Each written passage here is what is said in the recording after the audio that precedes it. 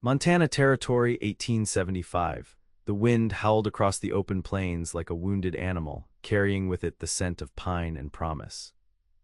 For some, the frontier represented freedom, a canvas upon which to paint dreams of prosperity. For others, it was merely another place to outrun demons that refused to stay buried.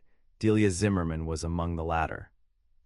At 21 years old, she had already lived several lifetimes' worth of hardship. Her delicate features, framed by waves of honey-blonde hair, belied the steel in her spine. The simple blue calico dress she wore hung loosely on her slender frame, a testament to meals missed while on the run. Her green eyes, once bright with youthful optimism, now carried a wariness that came from trusting the wrong people. The small town of Clearwater wasn't much, a dusty main street lined with wooden buildings, a general store, saloon, and a handful of homes clinging to the edge of civilization. But it offered something Delia desperately needed: anonymity.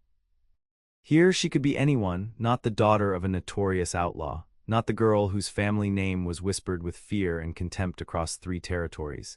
She adjusted her worn leather satchel and stepped from the stagecoach, careful to keep her head down.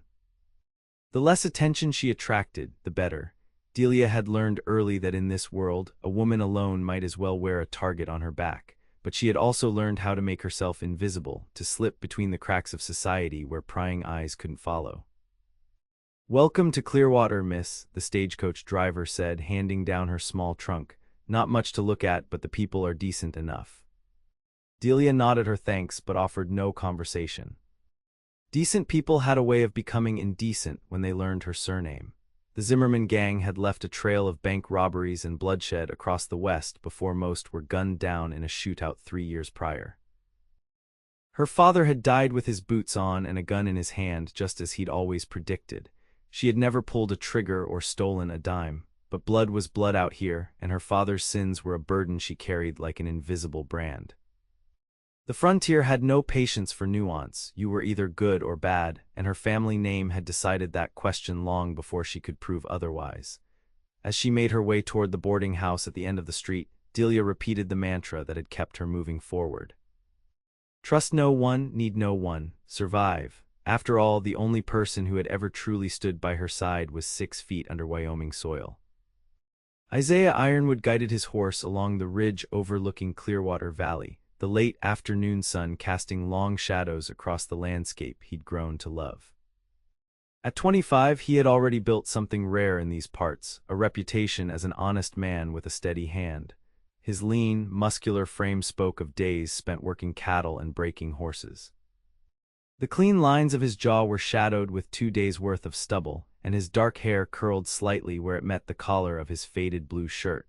From his vantage point, he could see the sprawling Broken Spur ranch where he'd worked as foreman for the past 3 years.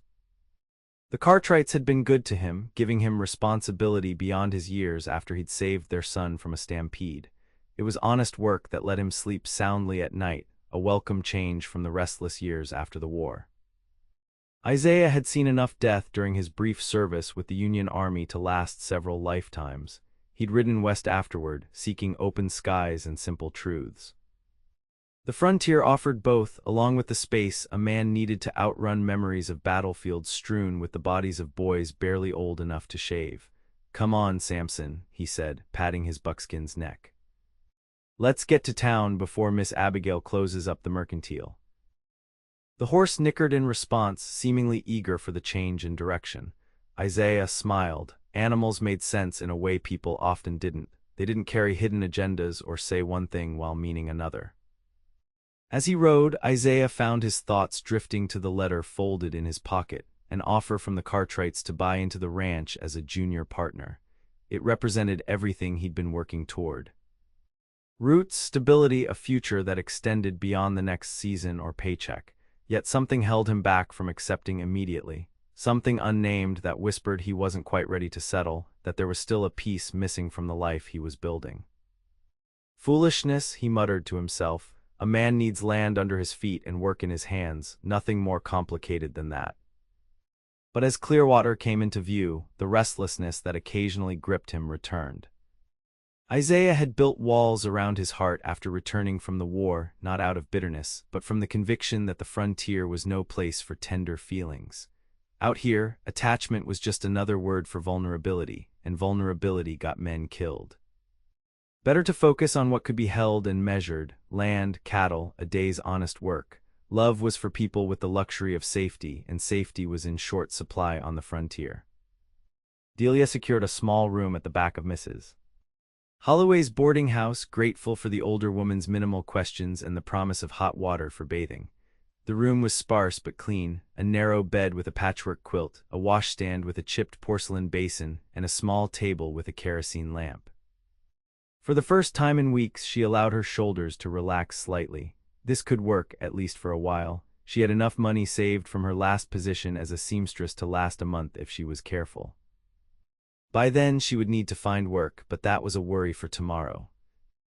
After washing away the dust of travel, Delia changed into her one good dress, a modest navy blue with ivory buttons down the front. If she was to find employment, she needed to look respectable. The irony wasn't lost on her, the daughter of Jeremiah Zimmerman, concerned with respectability. The general store seemed the logical place to begin her inquiries. Small towns always harbored gossip, and storekeepers typically knew who might be hiring. She pinned her hair neatly at the nape of her neck, practiced a pleasant but unremarkable smile in the spotted mirror above the washstand, and headed out. The late afternoon sun cast a golden glow over Clearwater's main street. Children played in front of the schoolhouse while women gathered in small groups, exchanging news and observations. Men lounged outside the saloon or hurried about their business with the purposeful stride of those who measured time by daylight rather than clocks.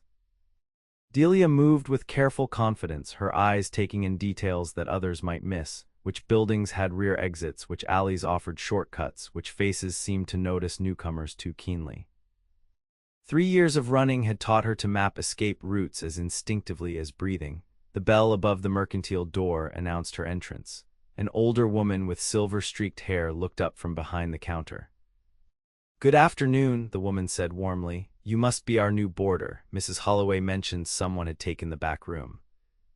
"Yes, ma'am," Delia replied, impressed and slightly unnerved by how quickly information traveled. "I just arrived on the afternoon stage." "Abigail Pierce," the woman introduced herself. "Welcome to Clearwater. What can I help you find today?" "Information mostly," Delia said. "I'm looking for work: sewing, cooking, cleaning." "I'm not particular."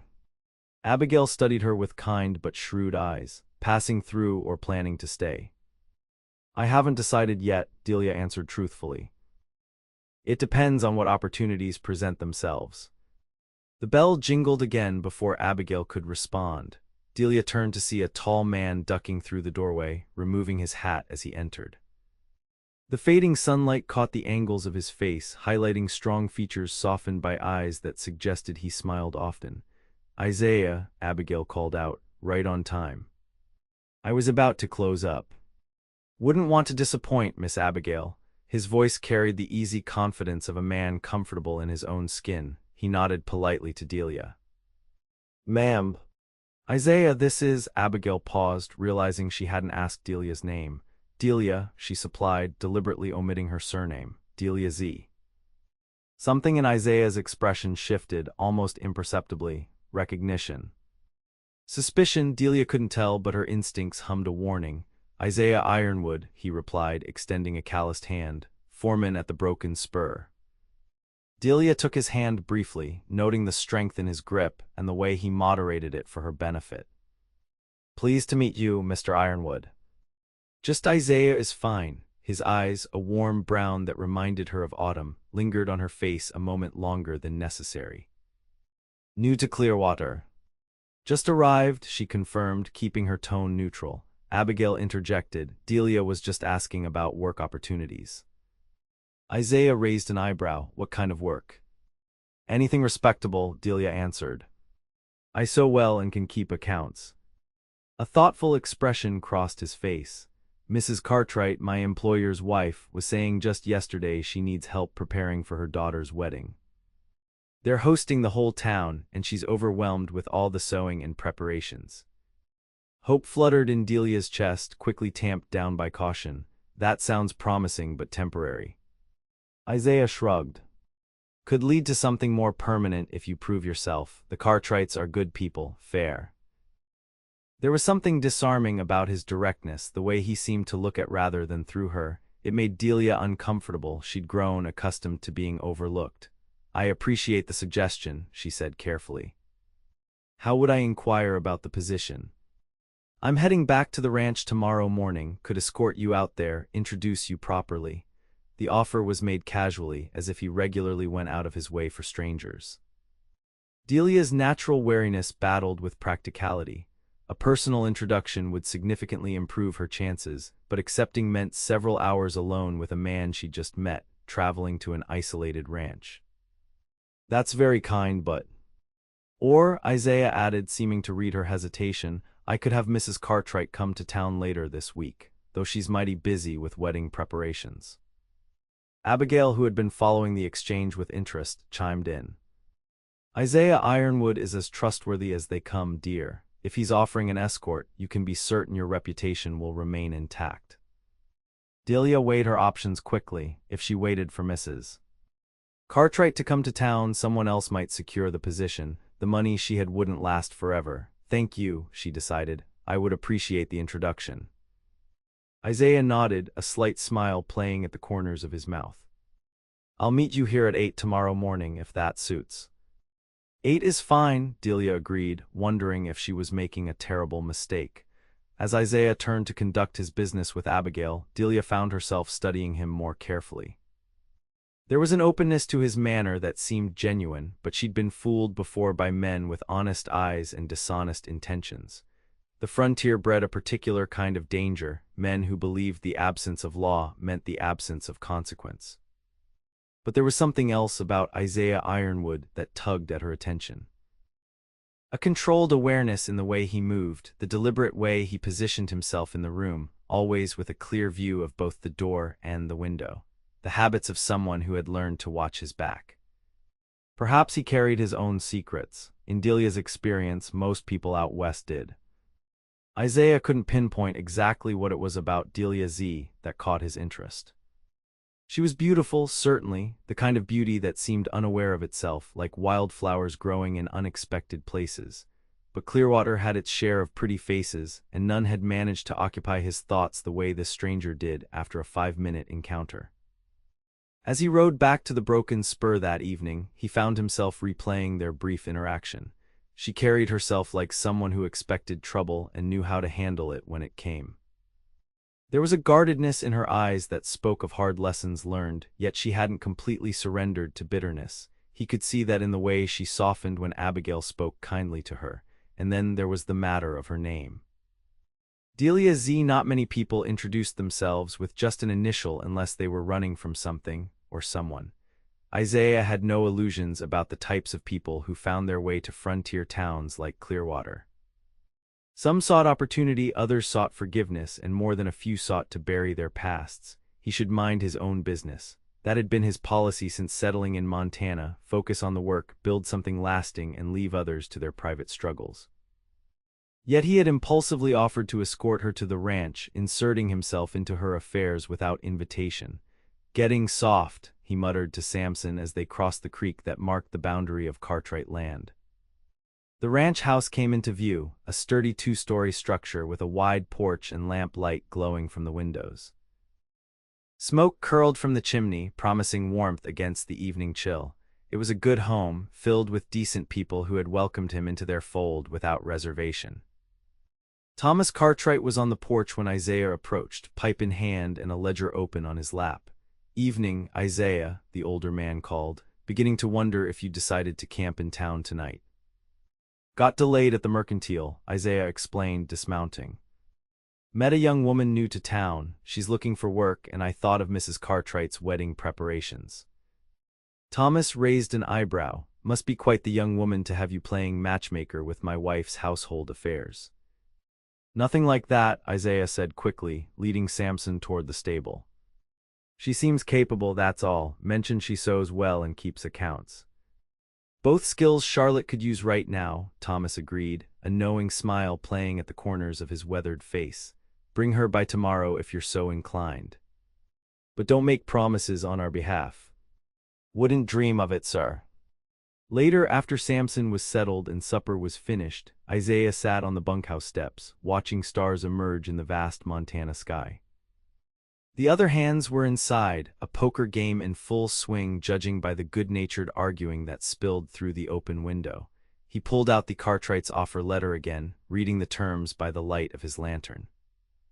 It was more than fair, better than he deserved, perhaps. With his savings and this opportunity, he could start building something truly his own, maybe add to the small herd he'd already accumulated. In 5 years he could have a respectable spread, but something nagged at him, the same restlessness that had kept him moving after the war, that had him scanning horizons even when he was comfortable. He'd thought it would fade once he found a place that felt like it could become home. The broken spur was as close as he'd come, yet the feeling persisted. The image of wary green eyes flashed through his mind. Delia Z with her careful words and guarded expressions. There was a story there, one he had no right to uncover. Yet he couldn't deny his curiosity. What was she running from, and why did he feel such an immediate urge to help her? Isaiah folded the letter and returned it to his pocket. He'd been alone for so long that he'd convinced himself it was a choice rather than a habit. The frontier demanded self-reliance, but even the most stubborn cowboys eventually recognized the value of connection, of having someone to share the burden of endless days and cold nights. "Fool notions," he said quietly to the stars. "Best keep your mind on cattle and contracts, Ironwood." But as he returned to the bunkhouse, joining the card game with half-hearted enthusiasm, Isaiah knew he would be counting the hours until morning brought him back to town, and to the mysterious woman who had somehow managed to crack his carefully constructed indifference with nothing more than a guarded glance and a partial name. Dawn broke clear and cold over Clearwater, with the promise of warmth once the sun climbed higher. Delia had slept poorly, her dreams filled with pursuing shadows and voices calling a name she no longer answered to. She rose early, washing her face in the basin of cool water and dressing with care in her serviceable brown skirt and cream-colored blouse. If she was to secure employment with the Cartwrights, appearances mattered. Mrs. Holloway provided a simple breakfast of biscuits and coffee, which Delia ate quickly while avoiding the older woman's attempts at friendly conversation.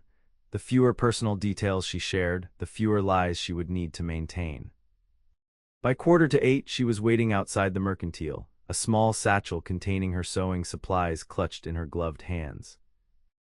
The street was already busy with morning activity, shopkeepers sweeping boardwalks, freight wagons delivering goods, and ranch hands enjoying their time in town before returning to distant spreads.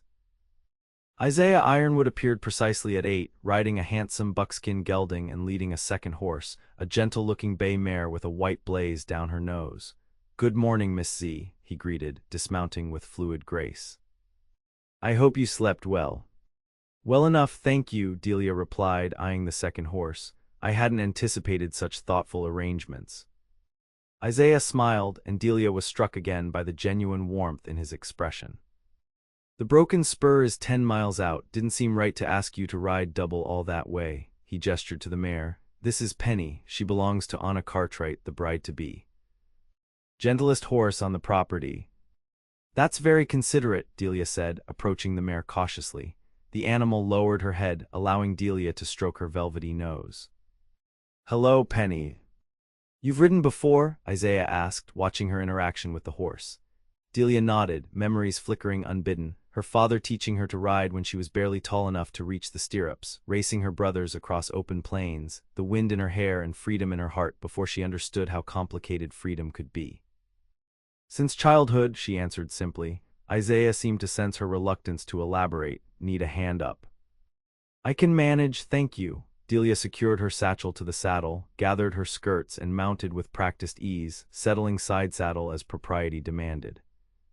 Isaiah raised an eyebrow, impressed. "You do ride well."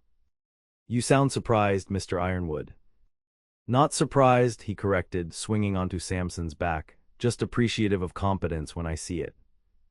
There was something disarming about his straightforward manner that made Delia's usual defenses feel almost excessive. They rode out of town at an easy pace, the morning sun warming their backs. Clearwater fell away behind them as they followed a well-worn trail that wound through rolling grasslands dotted with stands of aspen and pine. The broken spurs cattle grazed in the distance, dark shapes against the green landscape. "How long have you worked for the Cartwrights?" Delia asked, breaking the companionable silence that had settled between them. 3 years as foreman, Isaiah answered. "Started as just another hand the year before that." He glanced at her. "They're good people, fair employers who value honest work. And they're looking for help with wedding preparations." Isaiah nodded. "Anna, their daughter, is marrying the doctor's son next month. The entire territory seems to be invited." He smiled slightly. "Mrs. Cartwright is determined to show everyone that civilization has reached Montana, which apparently requires enough food to feed an army and finery to rival St. Louis. Hence the need for extra hands," Delia concluded. "Exactly, she's been complaining about the seamstress in town being overbooked." He guided Samson around a rocky outcropping. "If you're as skilled as you claim, I suspect she'll be delighted to meet you." They rode in silence for a while, the rhythmic sound of hoofbeats punctuated by birdsong and the occasional lowing of distant cattle. Delia found herself relaxing slightly, drawn in by the peaceful beauty of the landscape. It had been so long since she'd allowed herself to simply exist in a moment without scanning for threats or planning escape routes. "May I ask where you're from originally?" Isaiah's question, though gently posed, immediately tensed her shoulders. "Many places," she answered vaguely. "My family moved frequently." "Army family?" "No," Delia kept her eyes fixed between Penny's ears. "My father had diverse business interests."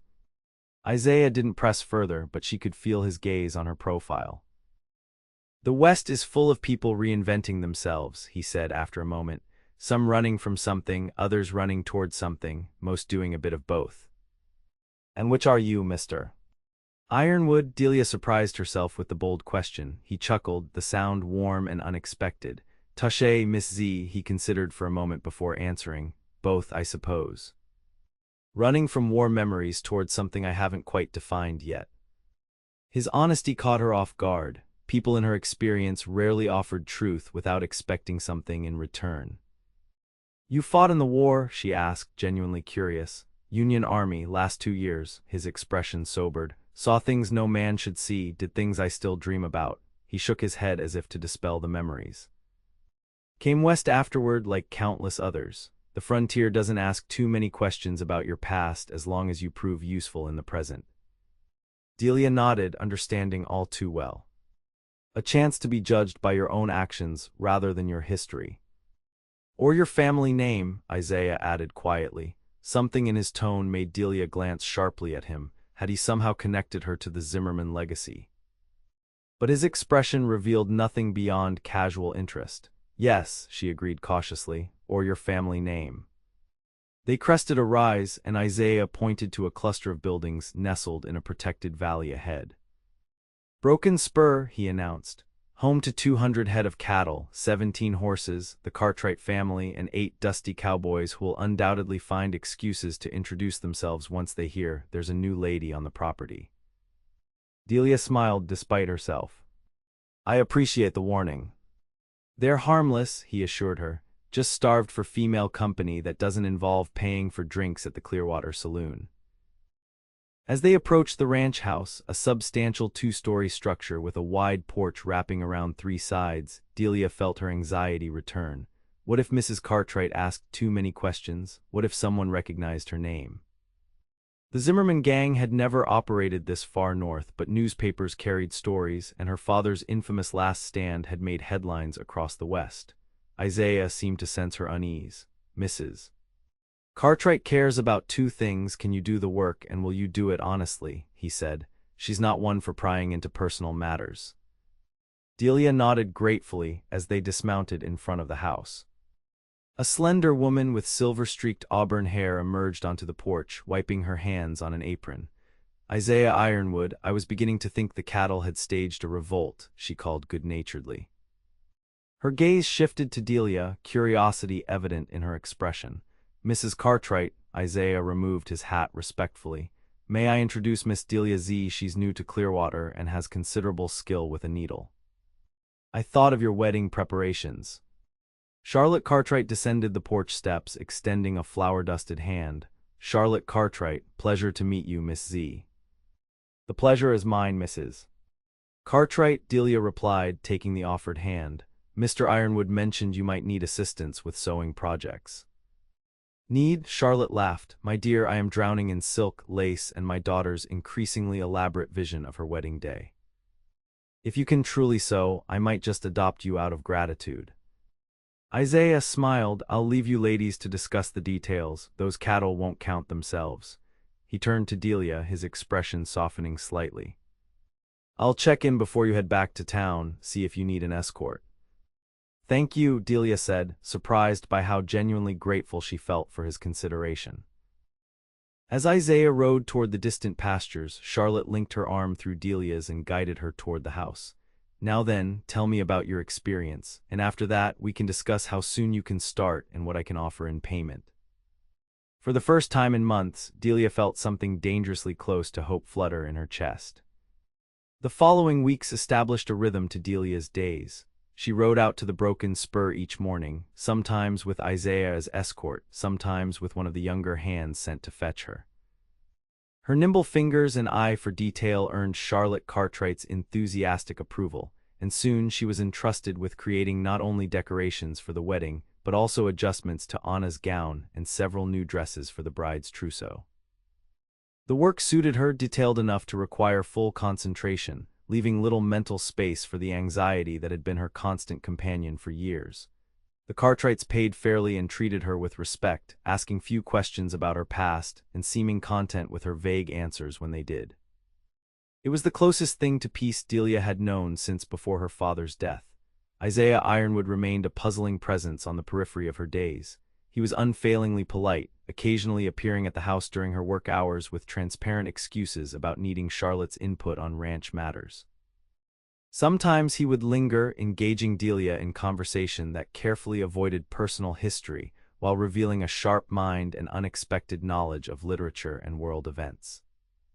She found herself looking forward to these encounters, then chiding herself for the foolishness of forming attachments of any kind. Her situation was temporary, it had to be. Eventually someone would recognize her, or her past would find her in some other way. It always did. On a particularly warm afternoon 3 weeks after her arrival in Clearwater, Delia sat on the Cartwrights' porch, hemming delicate lace onto Anna's wedding veil. Charlotte had gone to town with her daughter to finalize arrangements with the minister, leaving Delia alone with her work.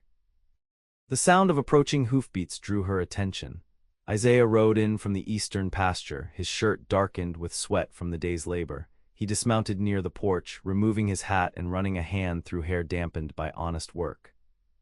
"Afternoon, Miss Z," he greeted, his smile causing an unwelcome flutter in her chest. "Ladies leave you to manage the homestead alone today." "They've gone to town," Delia confirmed, setting aside her sewing. "Bridal matters requiring the minister's attention, apparently." Isaiah nodded, ascending the porch steps. "Mind if I get some water? Been riding fence lines since dawn." "Of course not," Delia gestured to the pitcher on the small table beside her. "Help yourself." He poured a glass and drank deeply, his throat working as he swallowed. Delia found herself watching the motion before catching herself and returning her attention to the veil in her lap. "That's mighty delicate work," Isaiah observed, settling into the chair beside her. "Anna will be pleased." "I hope so, she deserves a beautiful wedding day." "You've become quite fond of her," Isaiah noted. Delia smiled despite herself. "She's easy to like, enthusiastic about everything, including her opinions on how many pearl buttons are absolutely necessary on a wedding gown." Isaiah laughed. "That sounds like Anna. Full of life and certain about exactly how things should be." He studied Delia's profile. "You've been good for this household. Mrs. Cartwright mentioned she hasn't felt this organized in years." "They've been good to me," Delia replied, conscious of how true the words were. "It's rare to find employers who treat you like family." Isaiah supplied when she trailed off. Delia nodded, though the words stirred complicated emotions. Family had once meant everything to her, then became the very thing that marked her for suspicion and rejection. "May I ask you something, Miss Z?" Isaiah's tone shifted slightly. Delia tensed, her fingers stilling on the lace. "You may ask, I cannot promise to answer." "Fair enough." He leaned forward, resting his elbows on his knees. Why just the initial? Most people use a surname, especially when introducing themselves to potential employers.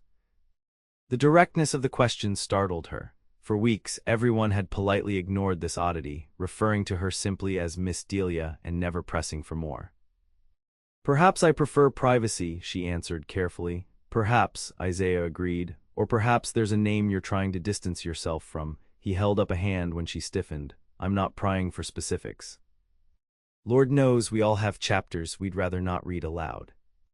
Then why ask at all? Delia challenged, heart racing. Isaiah's expression softened. Because I've watched you these past weeks. You do excellent work. You're kind to Anna and respectful to the Cartwrights. You've even managed to charm old Jenkins, who hasn't had a civil word for anyone since the Lincoln administration. Delia smiled slightly at the mention of the gruff ranch hand who had taken to bringing her wildflowers for the table every few days. Yet, Isaiah continued, you flinch when riders approach unexpectedly. You position yourself to see doors and windows in any room. Your eyes scan every new face like you're memorizing features for a wanted poster. He paused. Those are the habits of someone who expects trouble to find them. Delia's throat tightened. She hadn't realized how transparent her vigilance had become, or that Isaiah had been watching her closely enough to notice. Perhaps I've had reasons to be cautious, she said finally. Isaiah nodded. I reckon you have, just like I had reasons to sleep with a loaded revolver for 2 years after coming back from the war. He met her gaze directly. What I'm trying to say, inelegantly, is that whatever you're running from, it hasn't found you here. And there are people who would stand between you and trouble, should it come looking. The unexpectedness of the offer, for that's what it was beneath the careful wording, left Delia momentarily speechless. She had been so long without allies that the concept felt almost foreign. Why would you do that? She asked softly. You don't even know me. I know enough, Isaiah replied simply. Sometimes that's all that matters out here. Before she could respond, dust on the horizon announced Charlotte and Anna's return. The moment of vulnerability closed like a book snapped shut. Isaiah stood, replacing his hat. Think about what I said, Miss Z. Nobody survives the frontier alone forever. As he descended the porch steps, Delia called after him, Zimmerman. He paused, turning back. My name, she clarified, heart pounding at her own recklessness. Delia Zimmerman. Something flickered across his face, recognition, certainly, but not the fear or disgust she had braced for. Instead, he nodded once as if confirming something he'd long suspected. Thank you for trusting me with that, Miss Zimmerman, he said quietly. Your secret is safe. As he walked toward the stables, Delia wondered if she had just made the wisest or the most foolish decision of her life. Either way, for the first time in 3 years, she had voluntarily spoken her true name aloud, and the world hadn't immediately collapsed around her. It felt inexplicably like the first breath after nearly drowning. Isaiah guided his horse along the creek that bordered the eastern edge of Cartwright land, his mind replaying Delia's revelation. Zimmerman. The name connected scattered pieces in his memory, newspaper accounts of the notorious Zimmerman gang, led by Jeremiah Zimmerman and his 2 sons, who had terrorized banks and stagecoaches across Wyoming and Colorado before a bloody shootout with a posse near Cheyenne. If he recalled correctly, there had been mention of a daughter, though the accounts varied. Some painted her as an accomplice, others as an innocent bystander to her family's crimes. Either way, having the Zimmerman name would be burden enough in territories where frontier justice often bypassed legal niceties in favor of swift retribution. No wonder she guarded her identity so carefully. No wonder she startled at unexpected arrivals and positioned herself to see all entrances and exits. The question now was what to do with this knowledge. Isaiah prided himself on being a straightforward man who dealt honestly with others. But this wasn't his secret to share, and revealing it could destroy the fragile peace Delia had found at the broken spur. He remembered the look in her eyes when she'd told him, defiance mingled with resignation, as if she expected him to recoil or expose her immediately.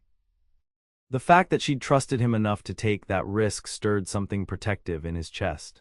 Complicated business, Samson, he murmured to his horse as they forded the shallow creek. Very complicated. As he surveyed the fence line for needed repairs, Isaiah confronted another uncomfortable truth. his interest in Delia Zimmerman had grown beyond simple curiosity or neighborly concern.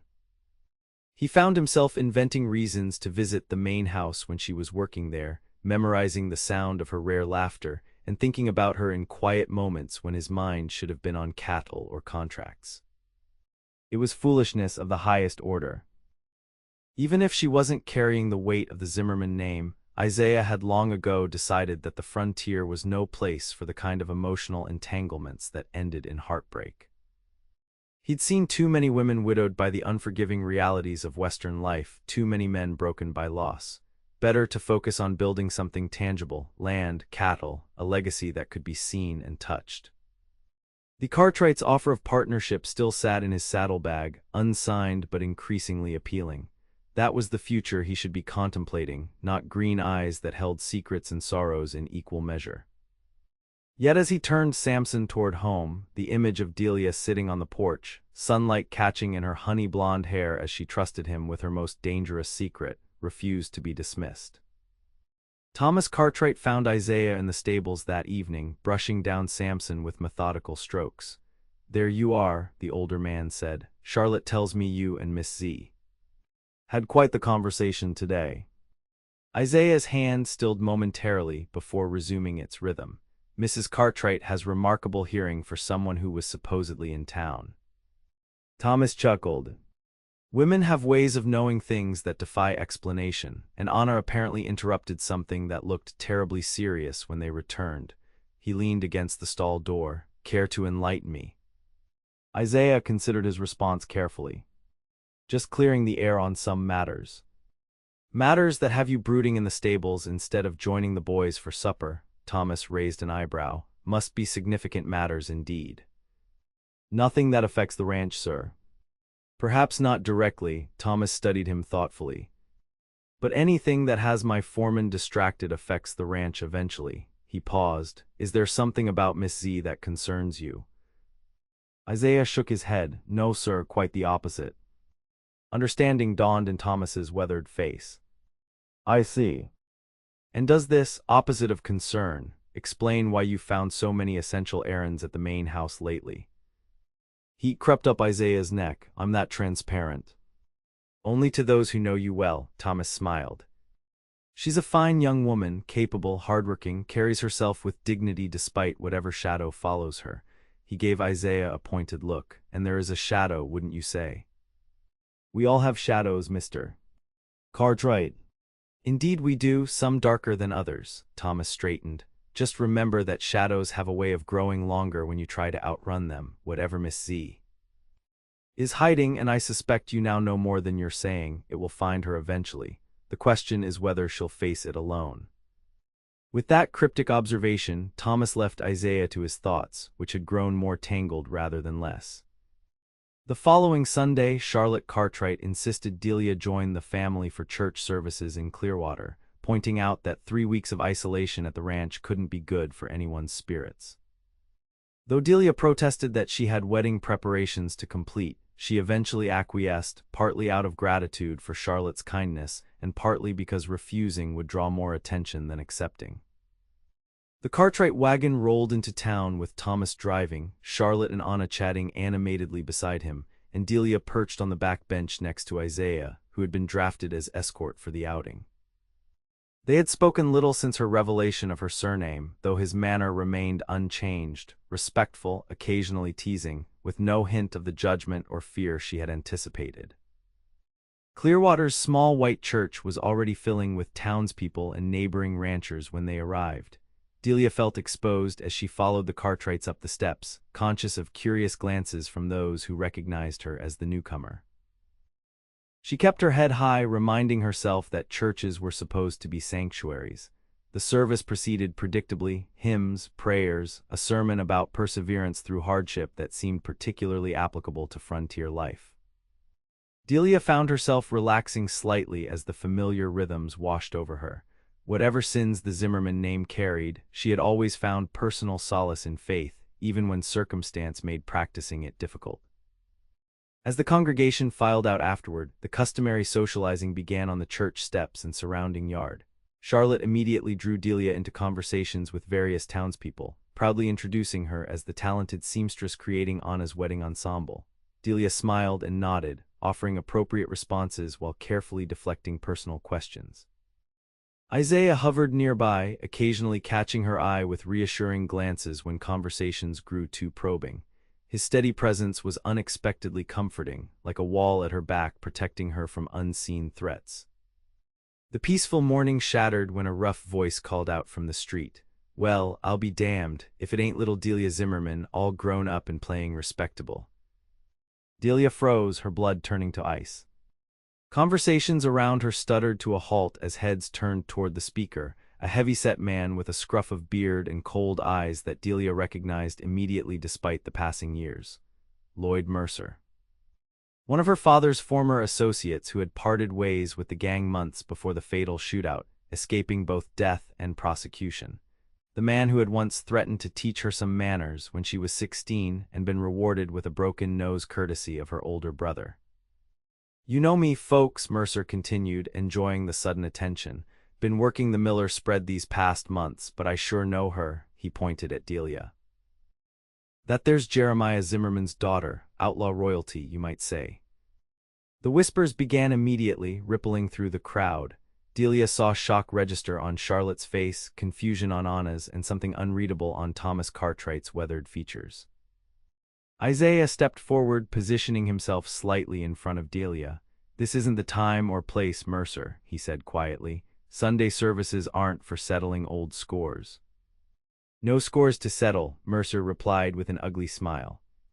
"Just thought the good people of Clearwater might want to know they've been harboring a Zimmerman. Her daddy and brothers killed 4 lawmen before they got what was coming to them. Paper said they never found all the money from their last job, neither," he leered at Delia. "Makes a man wonder what secrets pretty Miss Delia might be keeping." Delia found her voice at last, though it emerged steadier than she felt. "I had no part in my family's crimes, Mr. Mercer, as you well know." "So you say," he countered, "but blood tells, don't it, and Zimmerman blood runs mighty dark." Thomas Cartwright moved to stand beside Isaiah. "That's enough, Mercer. Whatever this young woman's family may have done, she's proven herself honest and hardworking since arriving in Clearwater. Judge people by their own actions, isn't that what Pastor Wheeler just finished preaching about?" Several townsfolk nodded agreement, but others looked at Delia with newly suspicious eyes. She could almost see the mental calculations, connecting her reticence about her past, her initial use of just an initial, her habit of keeping to herself. "Mr. Cartwright," she said quietly, "I should go. I won't have your family's reputation tarnished by association." "Nonsense," Charlotte interjected, recovering from her initial shock. "You'll do no such thing. You'll return to the ranch with us as planned." Mercer laughed. "Mighty generous, Mrs. Cartwright. But you might want to count your silver after she's been in your house." Isaiah's hand moved to his belt near his holstered revolver. "Another word, Mercer, and you'll be picking your teeth up off the street." The tension crackling between the men was palpable. Delia stepped forward, placing a restraining hand on Isaiah's arm. "Please don't," she said softly. "Violence is what people expect from anyone connected to the Zimmerman name. I won't have it done on my behalf." Her quiet dignity seemed to reach through the charged atmosphere. Isaiah's posture relaxed slightly, though his eyes remained fixed on Mercer. Pastor Wheeler, a slight man with kind eyes, moved to the center of the gathering. "I believe we've all had enough excitement for one Sunday. Mr. Mercer, I suggest you continue on your way. The rest of us would do well to remember that judgment belongs to the Almighty, not to men." Mercer spat to one side, clearly disappointed by the lack of further drama. "Fine. Just thought folks deserved to know who they're dealing with." He gave Delia one last contemptuous look before sauntering toward the saloon. The crowd began to disperse, breaking into smaller groups that whispered behind raised hands.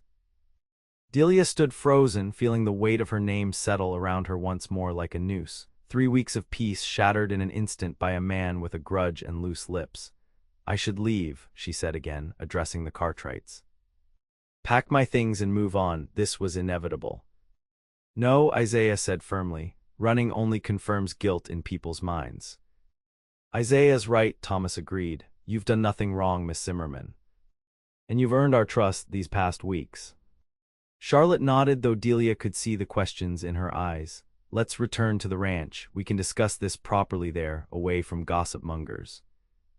As they walked back to the wagon, Delia felt the curious stares like physical touches against her skin.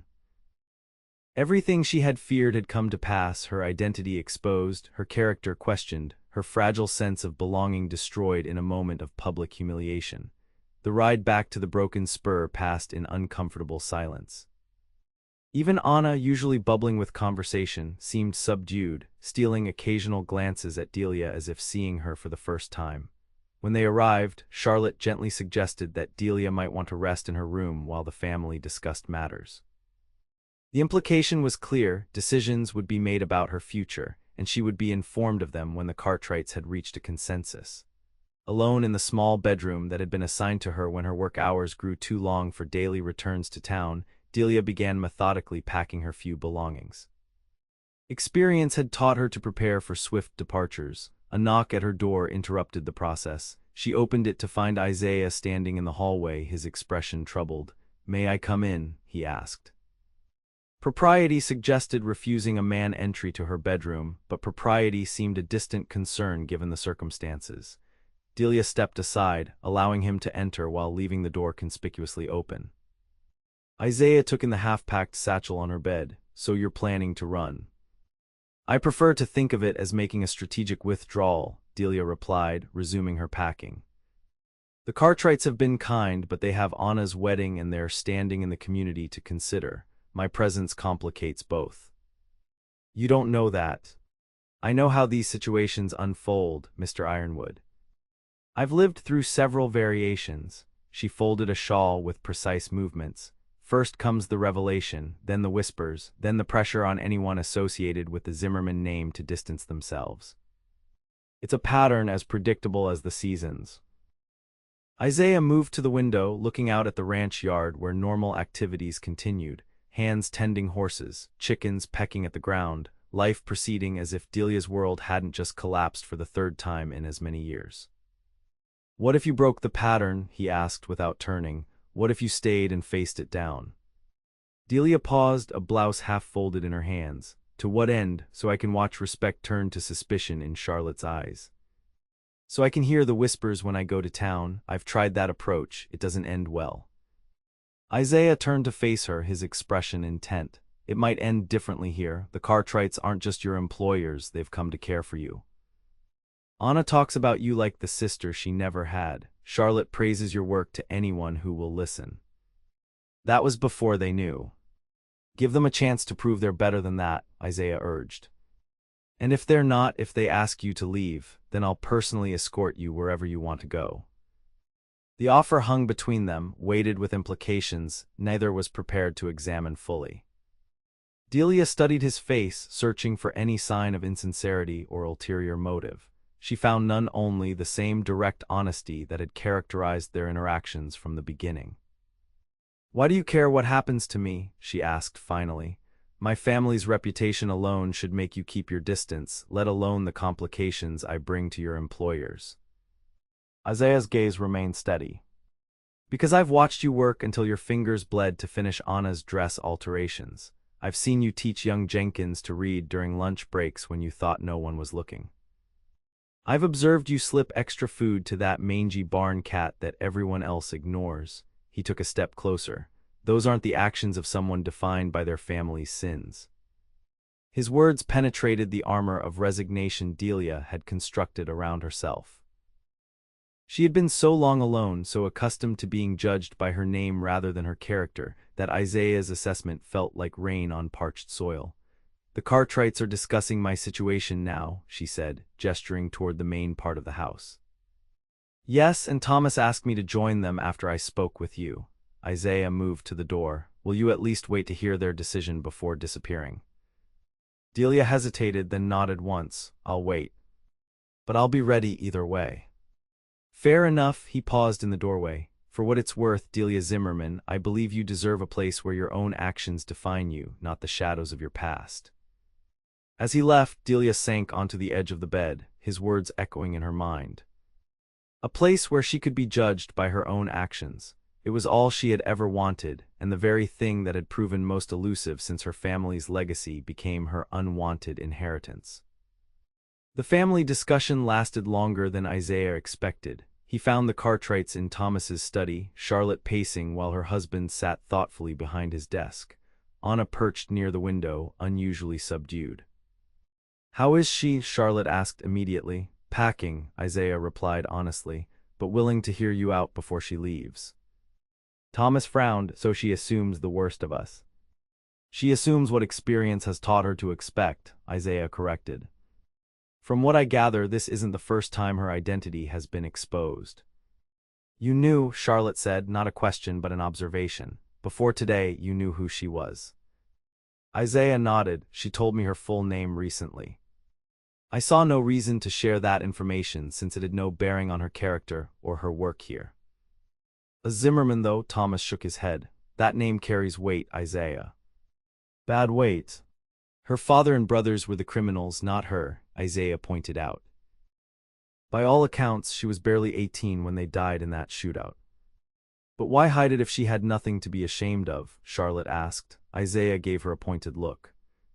"Would you have hired her if she'd introduced herself as Delia Zimmerman from the start?" Charlotte's hesitation was answer enough. "That's why," Isaiah continued. "She wanted a chance to be known for herself, not for her family's crimes. Can any of us truly blame her for that?"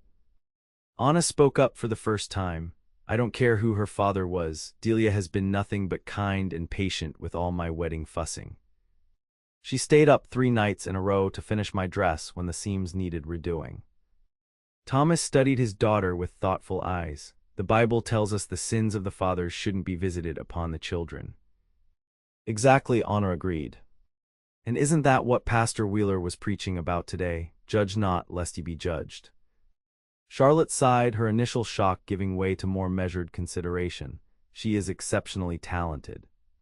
And she's never given us any reason to doubt her honesty in the time she's been here." "The question remains," Thomas said, "can we afford the association? Clearwater will be watching our response. If we keep her on, some will see it as endorsing the Zimmerman name." "And if we send her away because of a name she never chose?" Isaiah challenged. "What does that say about the Cartwright name?" Thomas raised an eyebrow at his foreman's boldness but didn't rebuke him. Instead, he turned to his wife. "Charlotte, what do you think?" She was quiet for a long moment, then squared her shoulders. "I think we judge her on her merits, not her name. She stays if she wishes to, at least until the wedding is over. By then this talk will have died down, and we can reassess." Thomas nodded, seemingly having expected this answer. "Anna." "She stays," his daughter said firmly. "I want her to finish my wedding clothes, and I want her sitting with our family at the ceremony so everyone can see we stand by her." Thomas turned finally to Isaiah. "And you, Ironwood. You seem to have taken a particular interest in Miss Zimmerman's welfare." Isaiah met his employer's gaze steadily. "I believe in judging people by their actions, sir. Hers have been beyond reproach." A slight smile tugged at Thomas's mouth. "Very diplomatic, not quite what I asked, but it will do for now." He rose from behind his desk. "It's settled then. If Miss Zimmerman wishes to remain at the Broken Spur, she is welcome to do so. Isaiah, would you convey our decision?" Isaiah nodded, relief washing through him. "Yes, sir, thank you." As he turned to leave, Thomas added, "And Isaiah, perhaps it's time you gave some thought to that partnership offer. A man thinking about putting down roots should have a stake in the ground he stands on." The knowing look in the older man's eyes made it clear that Thomas Cartwright saw more than Isaiah had intended to reveal. Delia had finished packing and was sitting by the window, watching the lengthening shadows across the ranch yard when Isaiah returned. His expression gave nothing away as he knocked on her open door.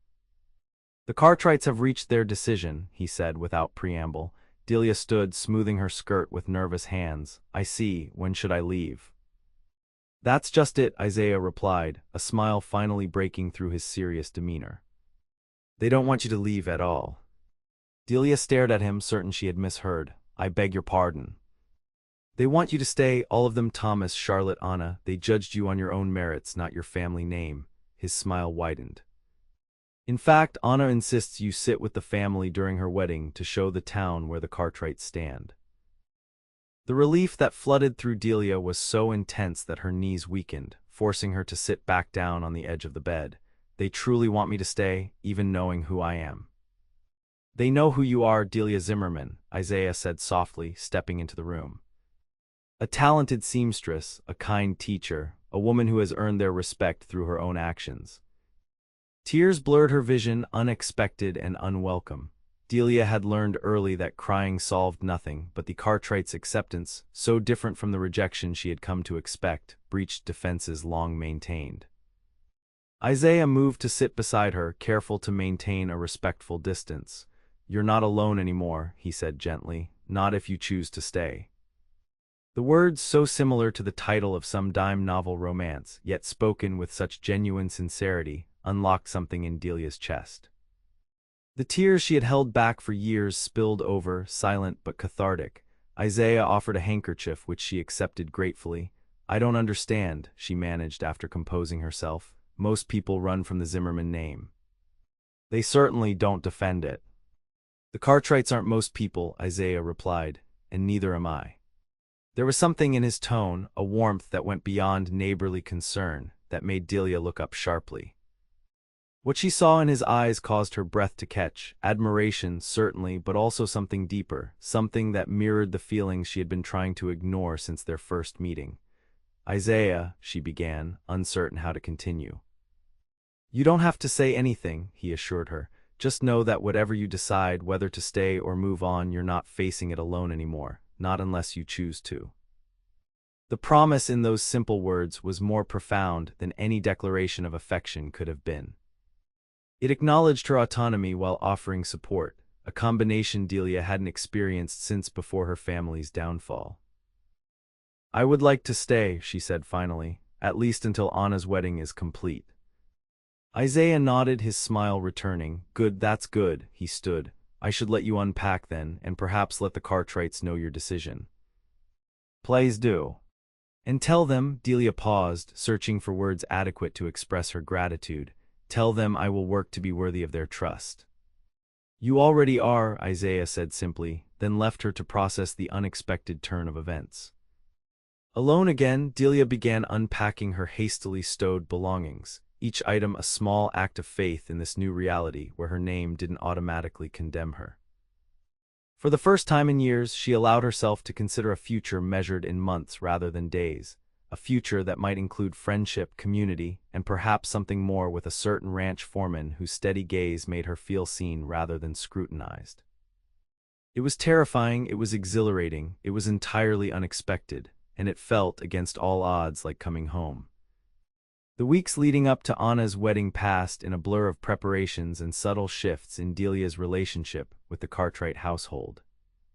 What had been employer-employee formality evolved into something warmer, especially after Charlotte insisted Delia move from her room in the back wing to one closer to the family quarters. "If you're to be treated as part of this family," Charlotte had declared, "you should at least be housed like it." The change in living arrangements was symbolic of larger transformations. Delia found herself included in family meals and evening gatherings around the fireplace. Thomas sought her opinion on business matters, impressed by her quick mind and financial acumen, skills honed through years of watching her father's illegitimate enterprises. Anna treated her like the sister she'd never had, sharing confidences about her fiancé and fears about married life. In town, reactions to her presence remained mixed. Some, like Abigail at the Mercantile, demonstrated surprising acceptance, treating Delia no differently than before. Others crossed the street to avoid her or whispered behind their hands when she passed. Lloyd Mercer remained a threatening presence, watching her with malevolent eyes whenever their paths crossed, though he kept his distance after a pointed conversation with Thomas Cartwright and the town sheriff. Through it all, Isaiah remained her steadfast ally. His duties often took him to distant parts of the ranch, but he unfailingly found reasons to check in with the main house daily. Sometimes their interactions were brief, a shared glance across the yard, a quick exchange on the porch. Other times, he would join her for evening walks around the property, their conversations ranging from books they'd read to dreams they'd deferred. They never explicitly discussed the growing attraction between them, yet it hummed like a taut wire whenever they were together. Isaiah seemed content to let whatever was developing between them unfold at its own pace, respectful of the upheaval Delia had experienced and the adjustments she was still making. A week before the wedding, Delia found herself alone in the sewing room, making final adjustments to Anna's gown. The sound of boots in the hallway announced Isaiah's arrival before he appeared in the doorway, hat in hand and a hesitant expression on his face. "Afternoon," he greeted. "Anna mentioned you'd be here."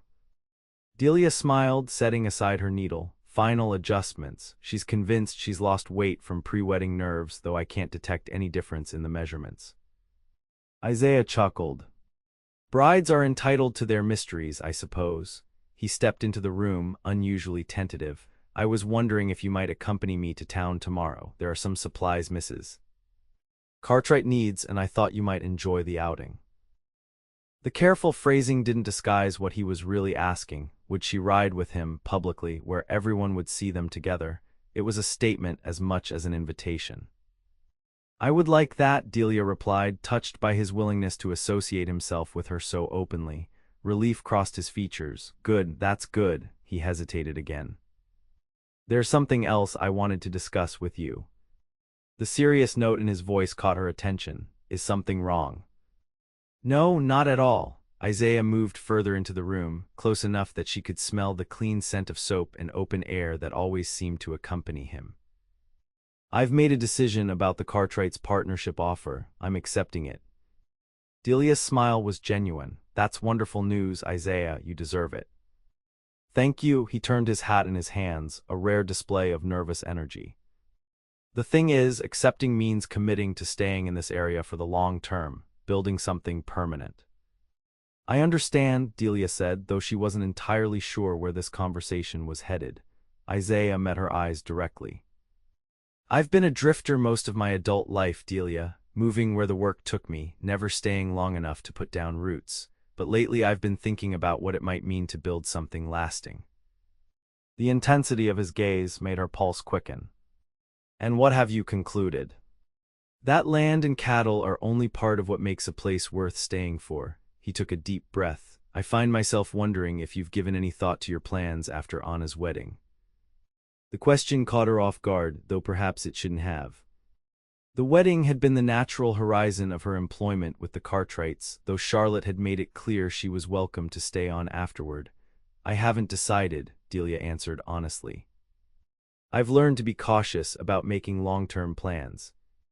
Isaiah nodded, understanding in his expression. "That's fair, but if you were to consider staying in the area, I would be glad of it." The simplicity of the statement belied its significance. This wasn't a declaration of love or a proposal. It was something equally important but less presumptuous. An acknowledgement of possibility, an invitation to consider a shared future without demanding immediate commitment. "I've grown fond of this place," Delia admitted, "and its people." Isaiah's smile was warm. "Any people in particular?" The teasing question lightened the moment, allowing Delia to respond in kind. "Mrs. Holloway at the boarding house makes exceptional apple pie." "Ah, well, that's certainly a compelling reason to stay." Isaiah played along, his eyes crinkling at the corners. "Though I was hoping I might factor into your considerations as well." Delia felt a blush rise to her cheeks, unaccustomed to such direct flirtation. "You might," she conceded. "Though I believe that would be considerably more complicated than Mrs. Holloway's pie." "The best things usually are." Isaiah stepped closer, his expression growing serious again. "I'm not asking for promises, Delia. Just openness to possibilities. Can you give me that much?" The vulnerability in the question touched her deeply. Here was a man who had seen the worst the world could offer, both in war and in the unforgiving West, yet still found the courage to reach for connection rather than retreating into isolation as she had done. "Yes," she said softly, "I believe I can." The smile that transformed his face was worth whatever risk she had just accepted. For a moment, she thought he might kiss her, but instead he simply reached out to squeeze her hand briefly before stepping back. "I'll meet you at the stables tomorrow at 9, he said, "for our trip to town." "I'll be there," Delia promised, watching as he left with a lightness to his step that hadn't been there before. When he was gone, she returned to her sewing with renewed focus, but her mind kept drifting to possibilities she hadn't allowed herself to consider in years. A home that was truly hers, work that utilized her skills, and perhaps most startlingly, a partner who saw her clearly and valued what he saw. It was too soon for certainties. The shadow of her family name still loomed, and Delia had no illusions about the challenges that lay ahead. But for the first time since her world had collapsed 3 years ago, she found herself looking to the future with something that felt dangerously like hope. The day of Anna's wedding dawned clear and bright, as if nature itself approved of the union. The broken spur had been transformed over the preceding days, the barn swept clean and decorated with wildflowers and ribbons for the celebration that would follow the ceremony, the ranch house polished until it gleamed, and temporary tables constructed to accommodate the 100+ guests expected to attend. Delia rose early, her own excitement for Anna nearly eclipsing her apprehension about facing so many townspeople at once. She dressed with care in the new gown Charlotte had insisted on having made for her, a soft sage green that complemented her coloring and featured some of Delia's own detailed embroidery work along the bodice. Anna was a bundle of nervous energy as Delia helped her prepare, flitting between excitement and last-minute panic that something would go wrong. "What if I trip walking down the aisle?" she fretted as Delia arranged her veil. "What if Michael changes his mind?" "You won't trip," Delia assured her, securing the delicate lace with pearl-topped pins, "and Michael looks at you like you hung the moon and stars. He's not going anywhere." Anna caught Delia's hand, squeezing it gratefully. "I'm so glad you're here. I can't imagine doing this without you." The simple statement of inclusion nearly brought tears to Delia's eyes. After so long existing on the margins, being wanted, being needed, felt like a gift she hadn't dared hope for. "I wouldn't be anywhere else," she replied truthfully. The ceremony itself was held in the shade of the massive cottonwood trees that bordered the ranch house. Rows of chairs accommodated the guests, while an arch of intertwined branches and wildflowers marked the spot where Anna and Michael would exchange their vows. Pastor Wheeler waited there, Bible in hand, as the guests found their seats. True to their word, the Cartwrights insisted Delia sit with the family in the front row. As they walked together from the house, Delia was acutely aware of the stares and whispers that followed her. But Charlotte's hand remained firmly on her arm. Thomas nodded respectfully to those they passed, and Isaiah, looking uncommonly handsome in a new suit, walked on her other side as if daring anyone to question her presence. The music began, a fiddle and guitar duo playing a traditional wedding march, and all attention shifted to Anna as she emerged from the house on her father's arm. She was radiant in the gown Delia had spent weeks perfecting, the simple lines accentuating her youthful beauty, while the detailed embroidery added touches of elegance. As Thomas led his daughter down the aisle, Delia caught Isaiah watching her rather than the bride. The warmth in his gaze made her cheeks flush, but she didn't look away. Something had shifted between them in recent days, a mutual acknowledgement that what they were building went beyond friendship, though neither had put it into words yet. The ceremony was simple but moving, the couple's sincerity evident in every word and glance they exchanged. When Pastor Wheeler pronounced them husband and wife, the gathered crowd erupted in cheers and applause. The celebration that followed was everything a frontier wedding should be: abundant food, flowing drinks, music that grew livelier as the afternoon progressed into evening. Delia found herself drawn into conversations and dances despite her initial reticence, her connection to the Cartwrights overriding some guests' reservations about her family name. As twilight softened the landscape, lanterns were lit around the perimeter of the barn, casting a golden glow over the continuing festivities. Delia stepped outside for a moment of quiet, the cool evening air a relief after the warm press of bodies inside. "Needed a respite?" Isaiah's voice came from the shadows near the barn door. He moved to join her, 2 glasses of punch in his hands. He offered one to Delia, who accepted it gratefully. "Just for a moment," she confirmed. "It's been a wonderful day, but rather overwhelming." Isaiah nodded in understanding. "You've been the center of more attention than you're accustomed to." "Some friendlier than others," Delia noted, thinking of the varying reactions she'd received throughout the day. While many had been welcoming, others had barely hidden their disapproval of her presence among the Cartwright family.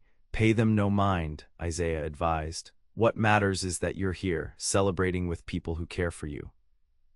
Delia sipped her punch, allowing the sweetness to linger on her tongue. I never expected to find such acceptance again, especially not after Mercer's revelation.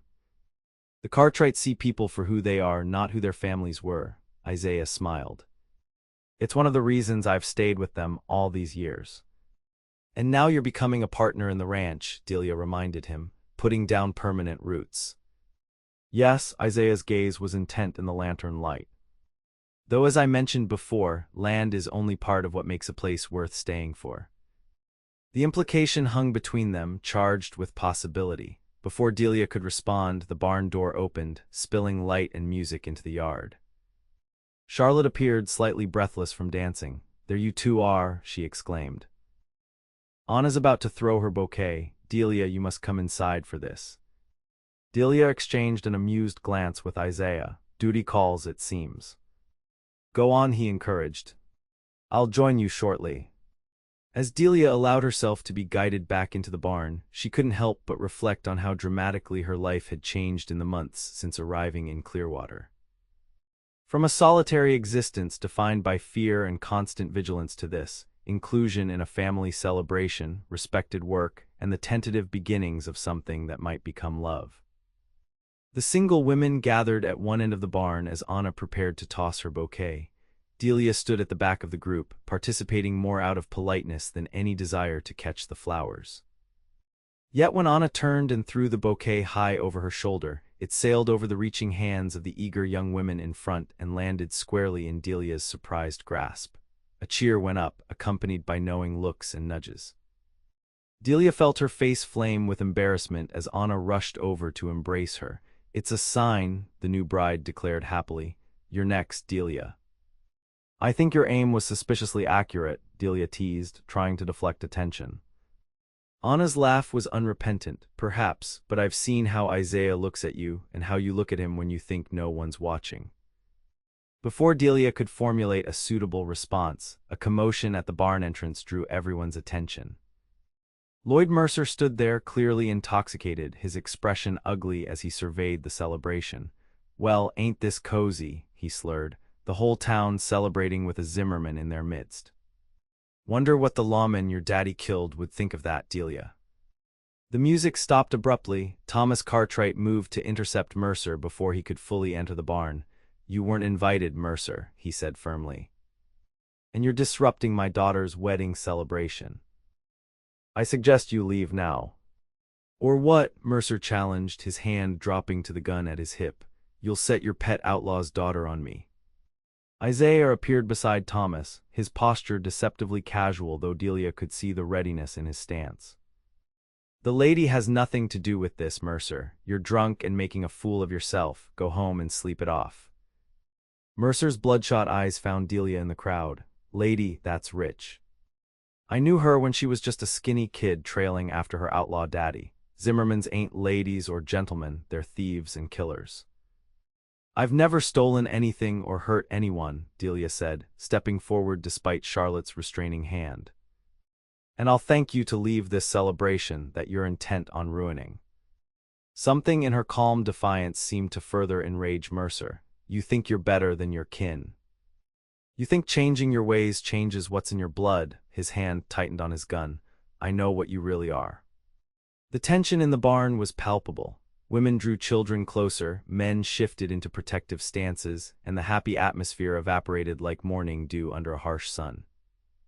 Isaiah moved with deliberate steps to stand between Mercer and Delia. "This has gone far enough," he said, his voice carrying a warning that even a drunk man should have heeded. "Leave now, Mercer, while you still can under your own power." For a terrible moment, Delia thought Mercer might draw his weapon. His eyes, glazed with alcohol and long-held resentments, darted between Isaiah and her with undisguised malice. Then unexpectedly he laughed, a harsh sound devoid of humor. "You're sweet on her, ain't you, Ironwood? Think you've found yourself a reformed outlaw's daughter to settle down with?" He spat on the ground. "She'll bring you nothing but trouble. Zimmerman blood always does." "That's enough," Sheriff Davis's authoritative voice cut through the tension as he pushed his way forward. "Mercer, you're done here. Come along peacefully or spend the night in my jail. Your choice." Mercer seemed to deflate slightly, though the hatred in his eyes when he looked at Delia remained undimmed. "Fine. Ain't worth my time anyway. He backed toward the door, pointing a shaking finger at Delia. But this ain't over, Zimmerman. Some debts don't expire with time. As the sheriff escorted Mercer away, the celebration resumed slowly, conversations starting up in hushed tones before gradually returning to their former volume and cheer. But the incident had left its mark, a reminder that Delia's past remained a shadow that could darken even the brightest occasions. Isaiah made his way to her side, concern evident in his expression. "Are you all right?" "Yes," Delia assured him, though her hands trembled slightly as she clutched Anna's bouquet. "Mercer always was more bluster than action, even when he rode with my father."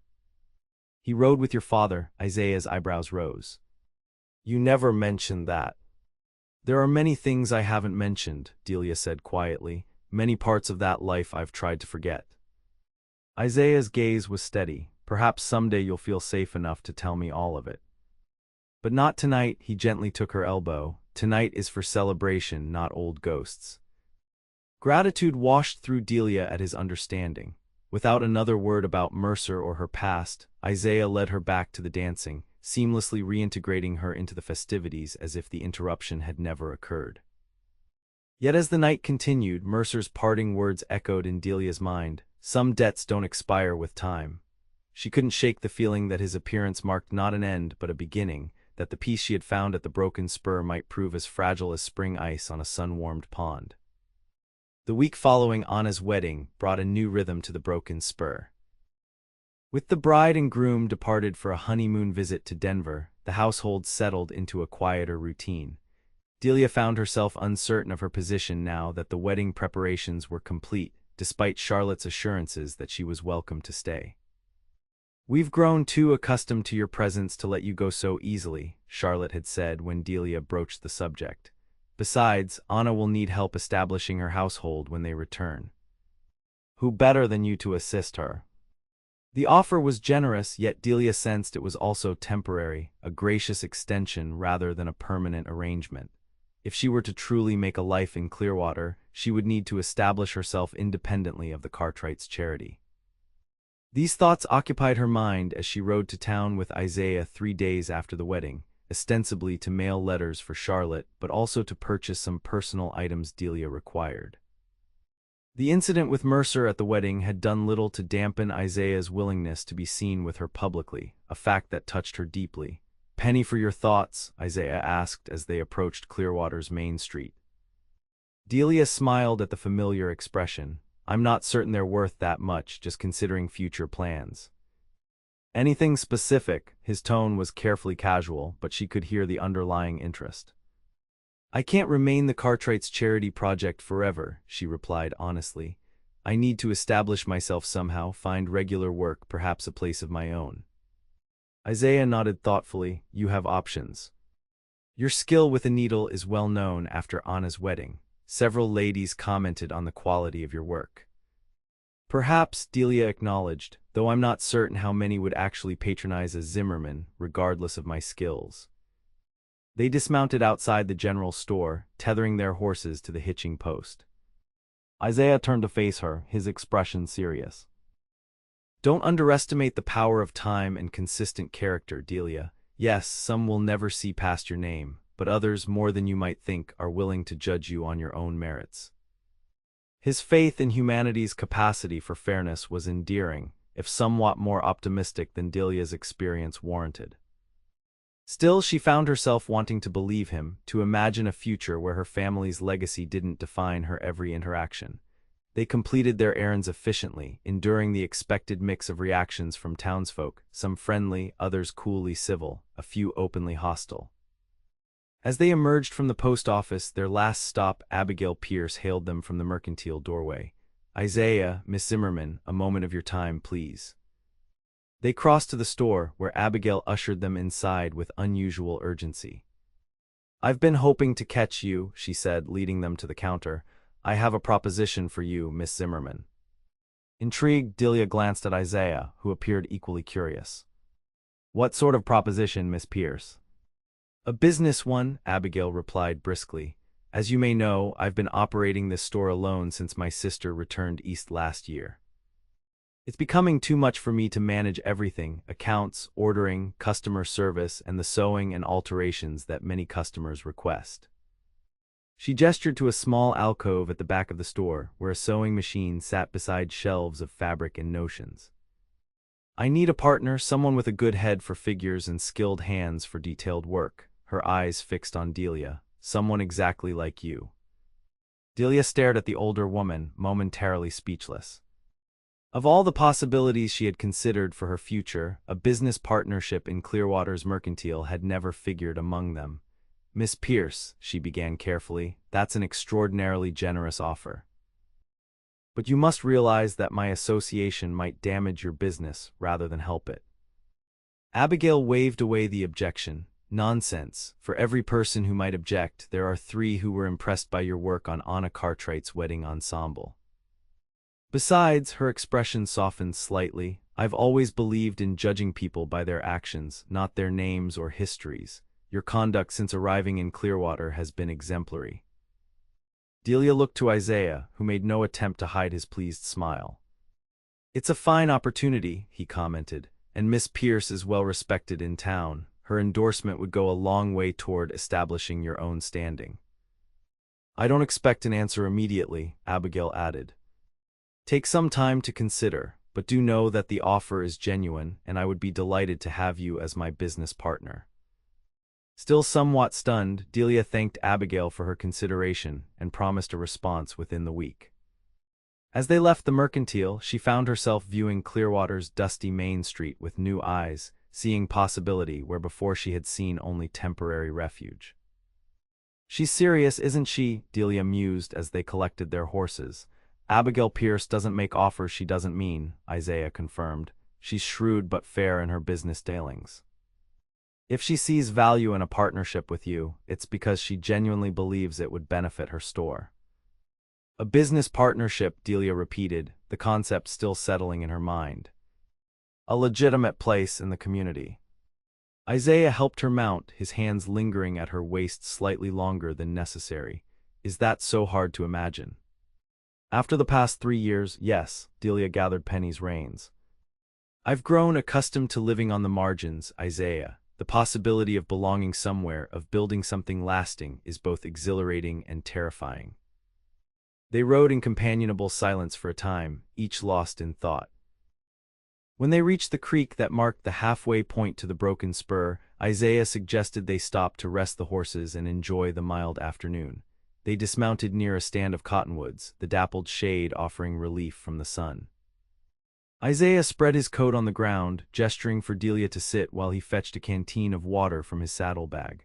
"What was it like?" he asked after they had settled side by side, not quite touching but close enough that Delia was acutely aware of his presence.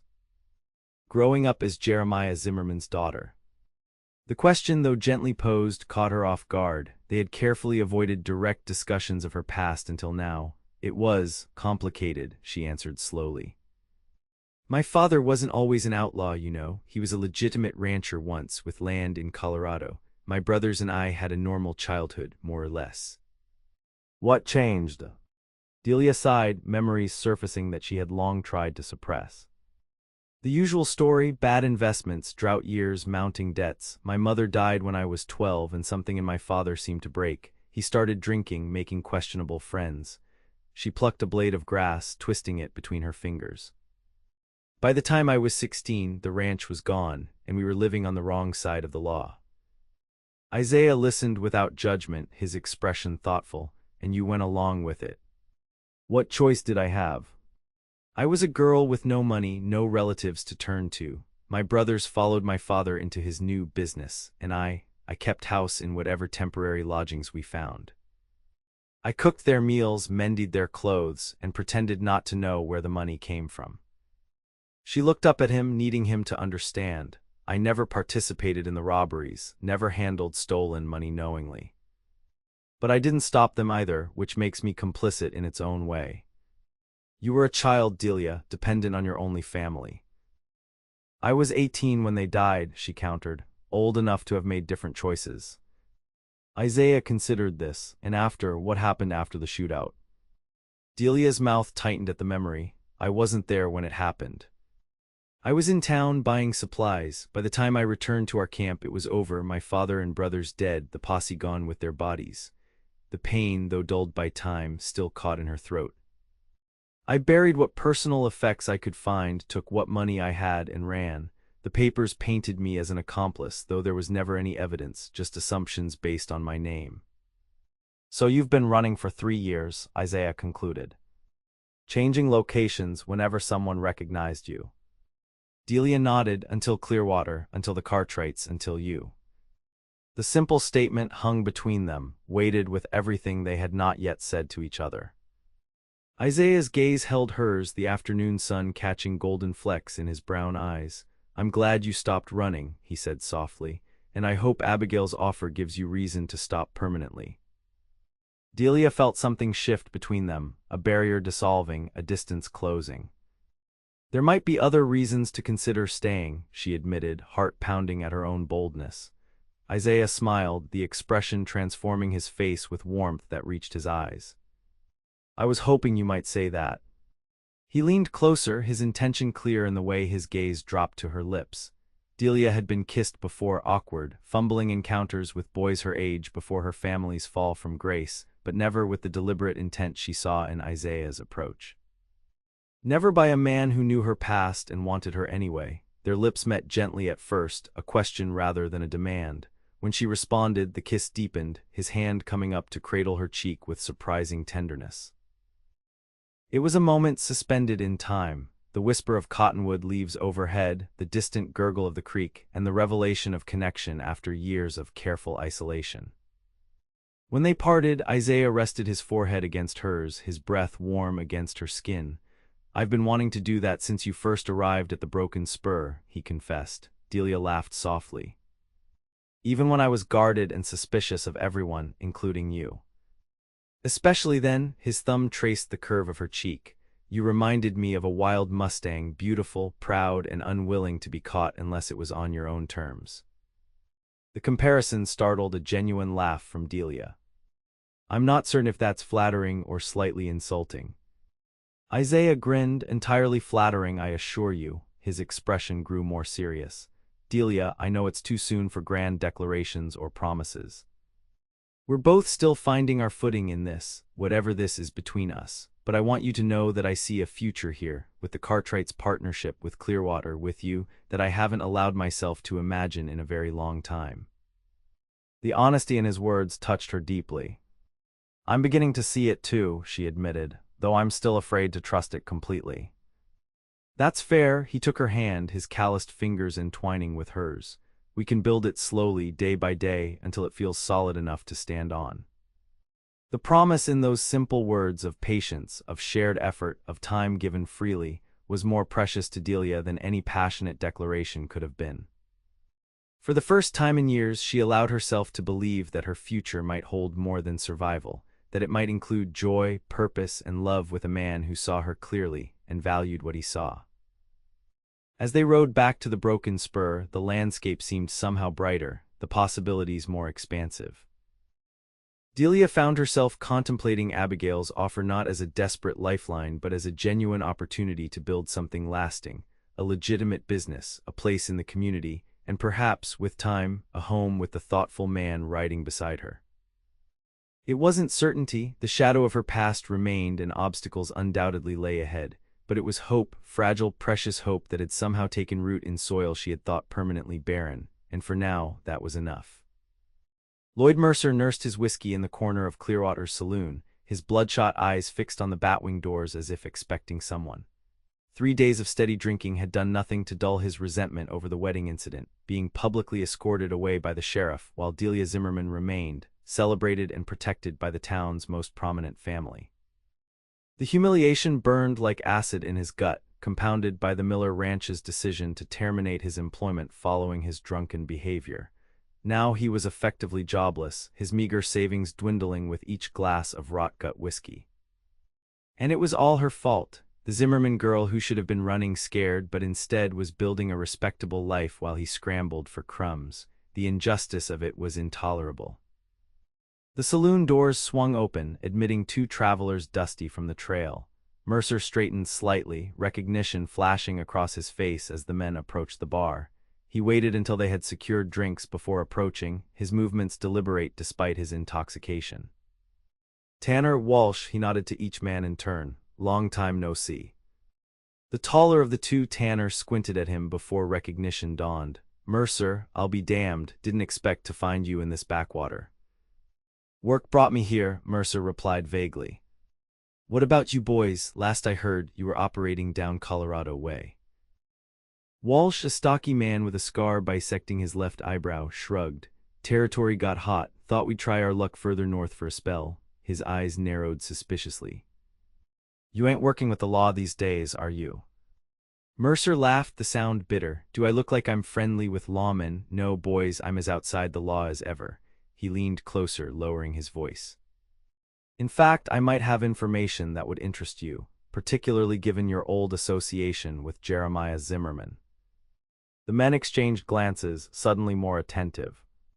They had both ridden with the Zimmerman gang for a time before going their separate ways prior to the fatal shootout. "What kind of information?" Tanner asked cautiously. Mercer smiled, revealing tobacco-stained teeth. "The kind that might lead to unclaimed funds from the Zimmerman gang's last job. The kind that involves Jeremiah's daughter living right here in Clearwater, cozy as can be with the richest ranching family in the territory." Walsh's eyebrows rose. "Delia Zimmerman here." "In the flesh," Mercer confirmed, going by her real name now, bold as brass after hiding it for years, even has the local ranch foreman making eyes at her. Tanner and Walsh exchanged another meaningful look. "That's mighty interesting, Mercer," Tanner said slowly, "especially considering what we know about that last job." Mercer leaned forward eagerly. "And what might that be?" Tanner glanced around the saloon before responding in a near whisper. "Jeremiah told us he had an insurance policy, said if anything happened to him, his daughter would know where to find enough money to make a man comfortable for life." "The take from the Laramie Bank job," Walsh added. "Nearly $15,000 that was never recovered." Mercer's eyes gleamed with sudden avarice. "And you think the girl knows where it is?" "Why else would Jeremiah mention her specifically?" Tanner reasoned. "Must have told her something, left some kind of message or clue." The three men huddled closer, their discussion growing more animated as they formulated a plan that would satisfy both Mercer's thirst for revenge and the newcomer's greed. By the time they parted ways that evening, the broad strokes were established: observation, isolation, and extraction of whatever information Delia Zimmerman possessed about her father's hidden funds.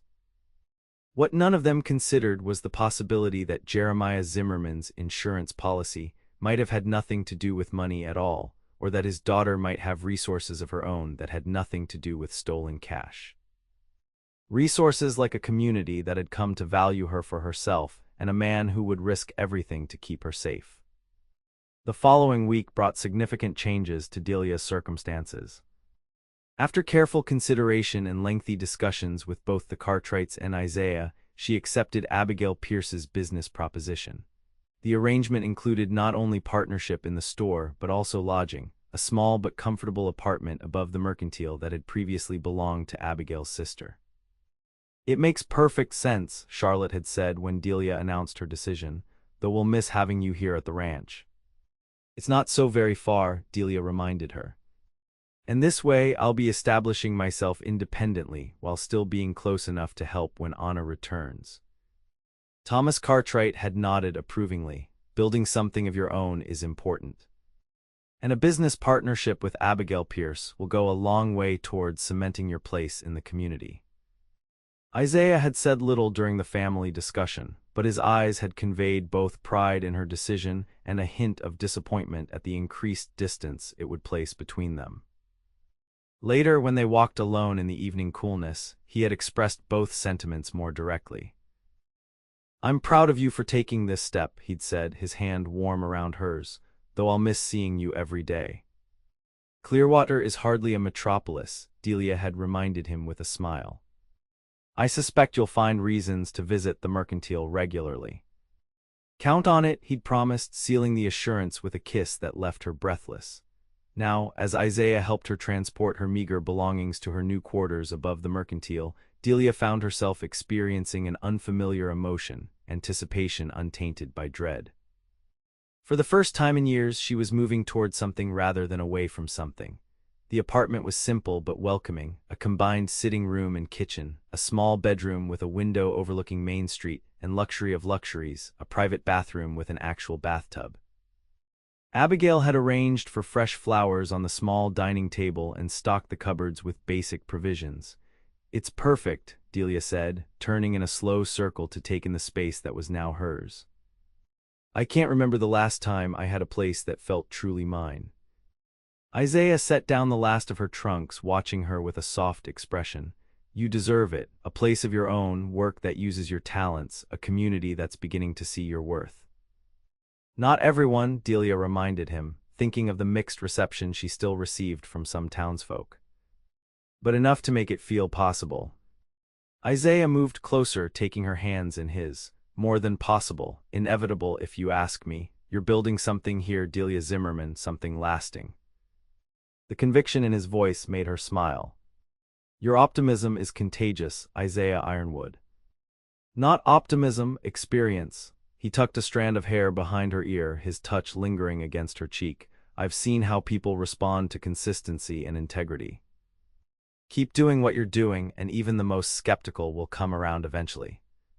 And if they don't, then they don't deserve your concern." He drew her closer. "What matters is that you know your own worth, independent of anyone else's opinion." Delia rested her head against his chest, listening to the steady rhythm of his heart. "When did you become so wise?"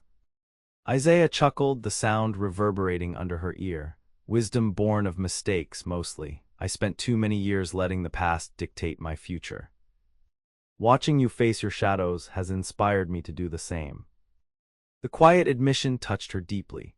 Their relationship had evolved so naturally that Delia sometimes forgot it represented significant change for Isaiah as well, a man who had kept people at arm's length since returning from war, who had convinced himself that emotional entanglements were dangerous indulgences on the frontier. "We make a fine pair," she observed, tilting her face up to his, "both learning to trust in possibilities we'd previously dismissed." "The finest pair," Isaiah agreed, bending to kiss her with a gentleness that belied the strength in his arms as they encircled her waist. When they parted, Delia reluctantly stepped back. "You should go. Abigail will be closing the store soon, and I promised to review the inventory system with her before tomorrow." Isaiah nodded, though his expression suggested he was in no hurry to leave. "I'll be back in town on Saturday. Perhaps we could have dinner at the hotel restaurant, celebrate your new position properly." "I'd like that," Delia agreed, warmth spreading through her at the prospect of being courted openly, like any other young woman. After Isaiah departed, Delia moved to the window, watching as he mounted Samson and rode out of town toward the broken spur. The sight of his retreating figure brought a mixture of emotions, a pleasant ache of missing him already, satisfaction at the independence of her new situation, and a quiet amazement at how thoroughly her life had transformed in the months since arriving in Clearwater. She had arrived alone, guarded, expecting nothing more than temporary refuge before circumstances forced her to flee again. Now she had legitimate work, a home of her own, connections to people who valued her, and the beginnings of what might become love with a man who saw beyond her family name to the person she truly was. It wasn't perfect, the shadow of her past remained, and not everyone in Clearwater had accepted her presence. But for the first time in years, Delia felt herself standing on solid ground rather than shifting sand. As she turned from the window to begin arranging her new home, she didn't notice the three men watching from the alley across the street, Mercer, Tanner, and Walsh, their expressions calculating as they observed the interaction between Delia and Isaiah, filing away information for future use. The shadow of the Zimmerman legacy wasn't quite finished with her yet. Isaiah rode back to the broken spur with mixed emotions. Satisfaction at seeing Delia established in her own place warred with a selfish desire to keep her close.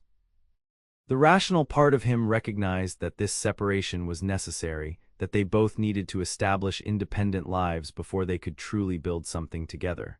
The less rational part simply missed her already. As he approached the ranch, Thomas Cartwright hailed him from the corral where he was examining a new colt.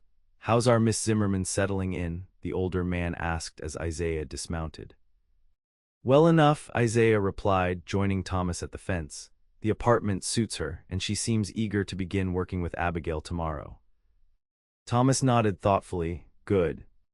A woman needs purpose beyond a man, no matter how fine that man might be." He gave Isaiah a knowing look, something Charlotte reminded me of regularly in our early years together. Isaiah smiled at the implied advice. "I've no intention of interfering with Delia's independence, sir. It's part of what I admire," he caught himself, "part of what I respect about her." "Admire is the word you were looking for," Thomas corrected mildly. "No shame in it. She's a remarkable young woman, all the more so for what she's overcome." He turned his attention back to the colt. "Have you given any more thought to that partnership agreement? Papers are drawn up whenever you're ready to sign." The change of subject was characteristic of Thomas, direct but never pushing beyond what a man was ready to discuss. "I have, sir. I'd like to move forward with it." "Excellent," Thomas clapped him on the shoulder. "We'll make it official next week then, and Isaiah, I'm glad to see you finding more reasons to put down roots. A man needs more than land and cattle to make a life worth living." As Thomas moved away to continue his inspection of the new livestock, Isaiah reflected on the older man's words. He had indeed found more reasons to commit to this place, reasons that went beyond business opportunities or material considerations. For the first time since the war, he was allowing himself to envision a future that included not just work and duty but also connection and, potentially, family. The prospect was both exhilarating and terrifying, especially for a man who had witnessed firsthand how quickly everything a person valued could be torn away. Yet Delia had lived through her own version of loss and still found the courage to reach for something new. Her example challenged him to do the same, to accept that vulnerability was the price of genuine connection. As he led Samson to the stable, Isaiah made a mental note to ride into town again before Saturday. Perhaps to check on supplies the ranch needed, or to inquire about mail, reasons that would bring him to the mercantile where a certain new business partner would be working. The thought brought a smile to his face that remained as he went about his evening chores, his mind filled with plans and possibilities that had nothing to do with cattle or contracts. Delia's first week at the mercantile passed in a blur of activity. Abigail proved to be an excellent mentor, patient but exacting as she introduced Delia to the intricacies of running a frontier general store.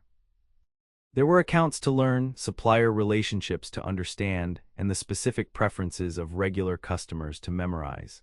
The sewing side of the business particularly thrived under Delia's skilled hands.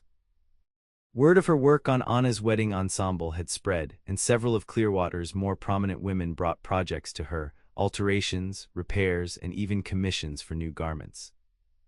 Each successfully completed project further cemented her reputation as a skilled seamstress, gradually overshadowing the whispers about her family name. Not everyone was won over, of course. Some customers still requested Abigail's assistance rather than Delia's, while others made their purchases with rigid politeness that bordered on coldness. But the overall reception was more positive than Delia had dared hope for, particularly after Mercer's public revelation of her identity. Isaiah found reasons to visit town almost daily, sometimes on legitimate ranch business, other times with transparently flimsy excuses that made Abigail hide smiles behind her hand.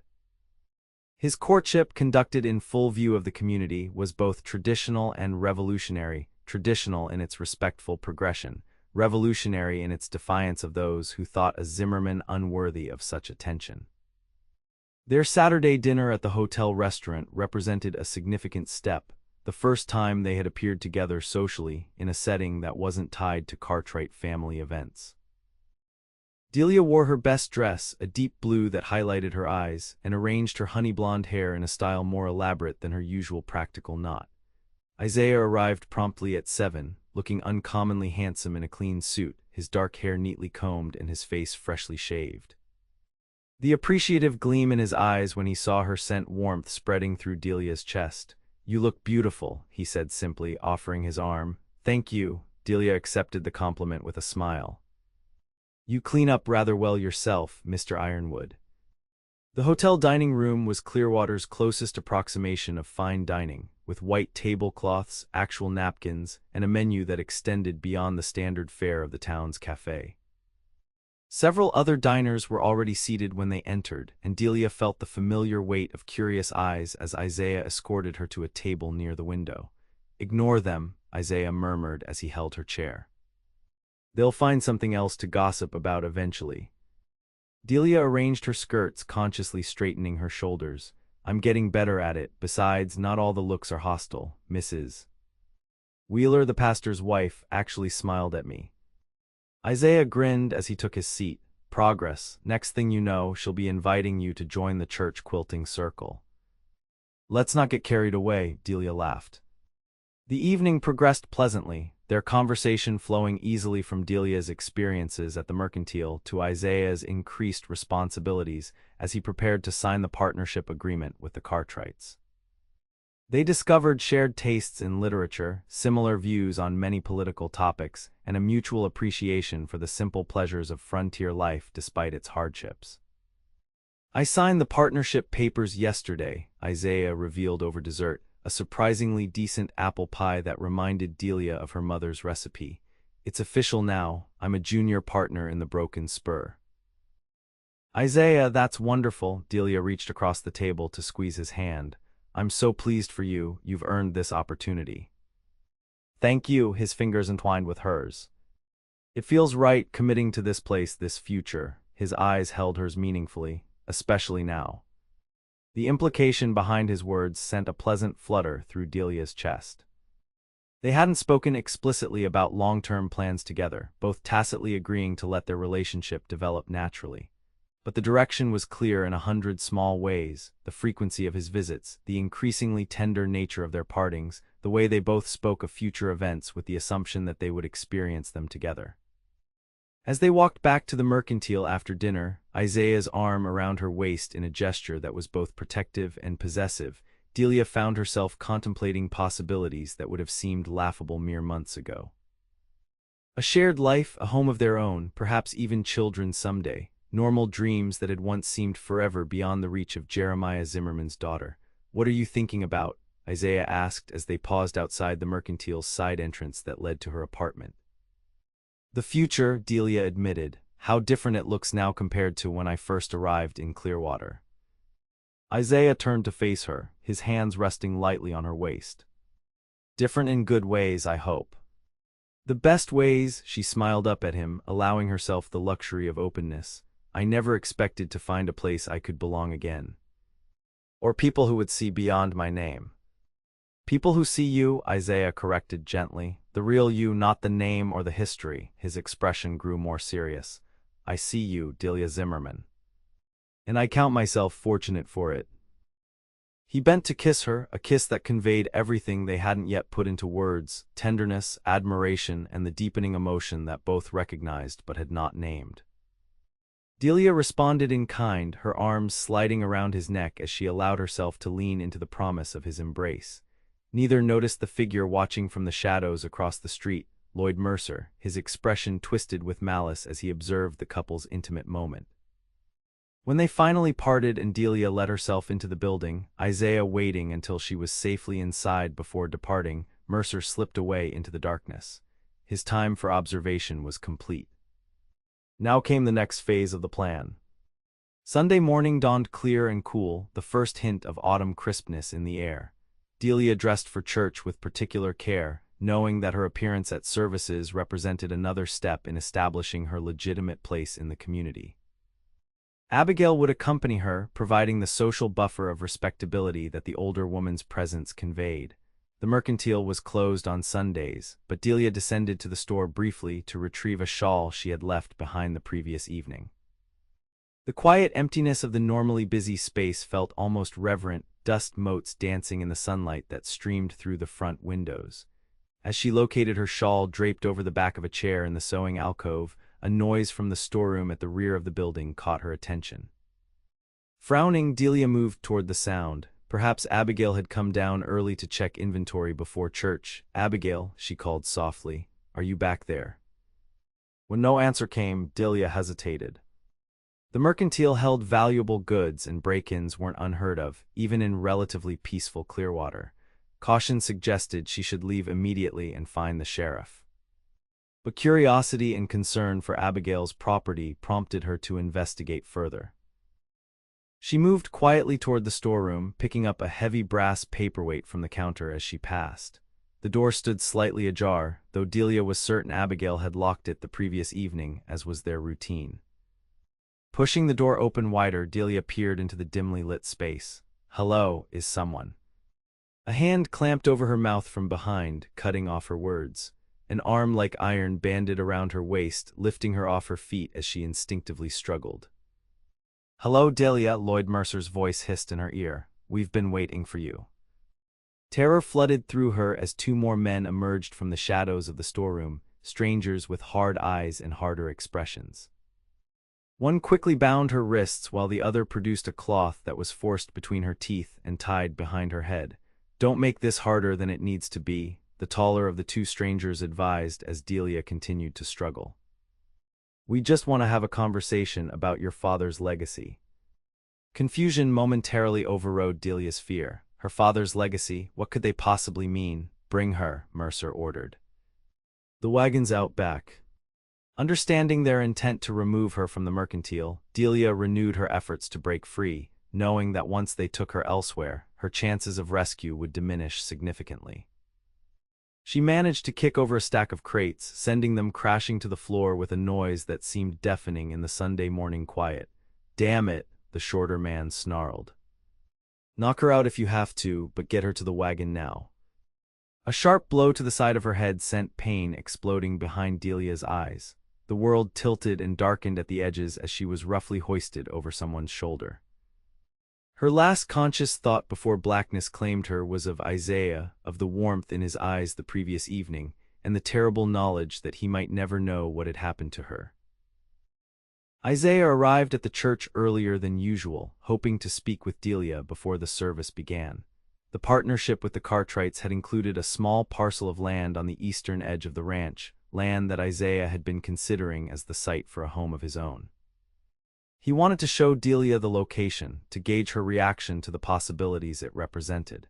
As the congregation gathered, he found himself growing increasingly anxious when neither Delia nor Abigail appeared. It wasn't like either woman to miss services, particularly given the importance both placed on maintaining proper appearances in the community. When Pastor Wheeler ascended to the pulpit and still there was no sign of them, Isaiah slipped out of his pew and made his way to the back of the church. Thomas Cartwright, noting his departure, followed discreetly. "Something wrong?" Thomas asked in a low voice when they reached the church vestibule. "Probably nothing," Isaiah replied, though his expression belied the casual words. "Just unusual for Miss Pierce and Delia to be absent. Thought I'd check on them before the sermon gets underway." Thomas nodded. "I'll come with you. Charlotte will save our places." The two men walked briskly toward the mercantile, their concern growing when they found the side entrance that led to the apartments locked with no response to their knocking. "Perhaps they're ill," Thomas suggested. "Both of them suddenly on the same morning." Isaiah shook his head. "Something isn't right." They moved to the front of the store, which was predictably closed for Sunday. Isaiah cupped his hands around his eyes, peering through the window. Everything appeared normal in the main shop area. "Let's try the back delivery entrance," Thomas suggested. "If there was a problem, that's the less visible access point." As they rounded the corner into the alley behind the mercantile, both men immediately noticed the wagon tracks leading away from the rarely used back door, unusual for a Sunday when no deliveries would be scheduled. Isaiah's concern deepened when he saw that the door itself stood slightly ajar. Drawing his revolver, he exchanged a glance with Thomas, who nodded grimly and produced a small derringer from his pocket. "Carefully," Thomas murmured as they approached the door. They entered cautiously, moving through the storeroom into the main shop area. The silence was broken only by the sound of their own careful footsteps until a low moan from near the sewing alcove caught their attention. Abigail Pierce lay on the floor, a nasty bruise forming on her temple and her wrists bound behind her back. Isaiah holstered his weapon and knelt beside her, quickly working to untie her bonds while Thomas kept watch. "Miss Pierce," he said urgently as he removed the gag from her mouth. "What happened? Where's Delia?" Abigail struggled to focus, clearly dazed from a blow to the head. Men, she managed, 3 of them.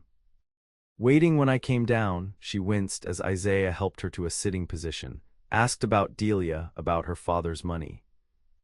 Ice formed in the pit of Isaiah's stomach. What did they say exactly? That Jeremiah Zimmerman had hidden funds from his last robbery, Abigail replied, her voice strengthening as her faculties returned. They were convinced Delia knew where it was hidden. Said they were going to take her somewhere to refresh her memory. Did you recognize any of them? Thomas asked, his expression grim. Mercer was one, Abigail confirmed. The others were strangers to me, rough-looking men. Professionals, not local troublemakers. Isaiah helped Abigail to a chair, his mind racing. How long ago did they take her? Not long, perhaps 20 minutes. Abigail pressed a handkerchief Thomas offered to the cut on her temple. They left by the back door with a wagon, said something about an old line shack to the north. Isaiah turned to Thomas. The Millbrook property has an abandoned line shack about 5 miles north of town. Remote enough for their purposes, but close enough to reach quickly. Thomas nodded. I'll alert the sheriff and gather some men from the church. We'll follow as soon as possible. He gripped Isaiah's arm. Wait for us before you do anything rash. But Isaiah was already moving toward the door, his expression set in hard lines. Delia doesn't have time for us to form a posse, sir. Every minute counts. He paused at the threshold. Take care of Miss Pierce and follow as quickly as you can. Before Thomas could object further, Isaiah was gone, running toward the livery where he had stabled Samson the previous evening. His mind was focused with crystal clarity on a single objective: finding Delia before Mercer and his accomplices did whatever they had planned to extract information she likely didn't possess. The fact that they believed Jeremiah Zimmerman had hidden money from his last robbery might have been laughable under other circumstances. According to everything Isaiah had read, the Zimmerman gang had been cornered by a posse before they could properly hide their take from the Laramie Bank job. But men like Mercer wouldn't be swayed by facts if they believed wealth was within their grasp, and they wouldn't be gentle in their methods of interrogation. As Samson galloped north out of town, Isaiah forced himself to think strategically rather than surrendering to the fear and rage that threatened to overwhelm his reason. Delia needed him clear-headed and cautious, not charging in recklessly and getting himself killed before he could help her. The old Millbrook line shack was situated in a small valley surrounded by rocky outcroppings, a naturally defensible position that would make approaching undetected challenging. Isaiah would need to abandon Samson before getting too close and proceed on foot to avoid alerting Mercer and his companions to his presence. What he would do when he reached the shack was less clear. 3 armed men against 1 presented poor odds, especially if they were using Delia as a hostage. But Isaiah had faced worse situations during the war and survived, and he had never had such powerful motivation to succeed. The thought of Delia in the hands of men like Mercer, frightened, possibly injured, certainly threatened with worse, fueled a cold fury that Isaiah channeled into determination. He had told her she wasn't alone anymore. Now he intended to prove it, whatever the cost. Consciousness returned to Delia slowly, accompanied by a throbbing pain in her head and the discomfort of bound wrists and ankles. She kept her eyes closed initially, assessing her situation through her other senses while feigning continued unconsciousness. The surface beneath her was hard, wooden planks that smelled of dust and age. The air was close and carried the scent of old smoke, unwashed bodies, and stale tobacco. Male voices conversed nearby, their tones alternating between irritation and greed. Should have come around by now, one was saying, the shorter of the 2 strangers, judging by the pitch of his voice. Hit her too damn hard, Mercer. She's tougher than she looks, Mercer replied dismissively. Zimmerman blood. Besides, we've got time. No one will miss her until church lets out, and by then we'll have what we need and be long gone. Assuming she actually knows anything, the third voice interjected, deeper, more measured. Jeremiah could have been bluffing about that insurance policy. He wasn't, Mercer insisted. Man like that doesn't leave his only daughter unprotected. He told her something, a location, a clue. We just need to be persuasive enough to make her share it. The casual cruelty in his tone sent ice through Delia's veins, but she forced herself to remain still, continuing to gather information while she had the chance. From the sounds and smells, she deduced they were in some kind of cabin or shack, abandoned, judging by the musty odor, but recently occupied by her captors. The restraints on her wrists were rope, tied tightly but not skillfully. If she worked at them carefully, she might be able to create some slack. Most critically, the men believed her father had left her information about hidden money, presumably from the Laramie bank robbery that had led to the fatal shootout. The irony might have been amusing under other circumstances. Isaiah Zimmerman had indeed left her an insurance policy, but it wasn't the cache of stolen funds these men imagined. It was a name. A contact in Denver who could provide her with legitimate identification papers and a modest sum of honestly earned money that her father had apparently saved from his ranching days. It was the one decent thing he had done in his final years, ensuring his daughter would have a chance at a fresh start if the worst happened. Delia had used that insurance policy 3 years ago and hadn't thought of it since.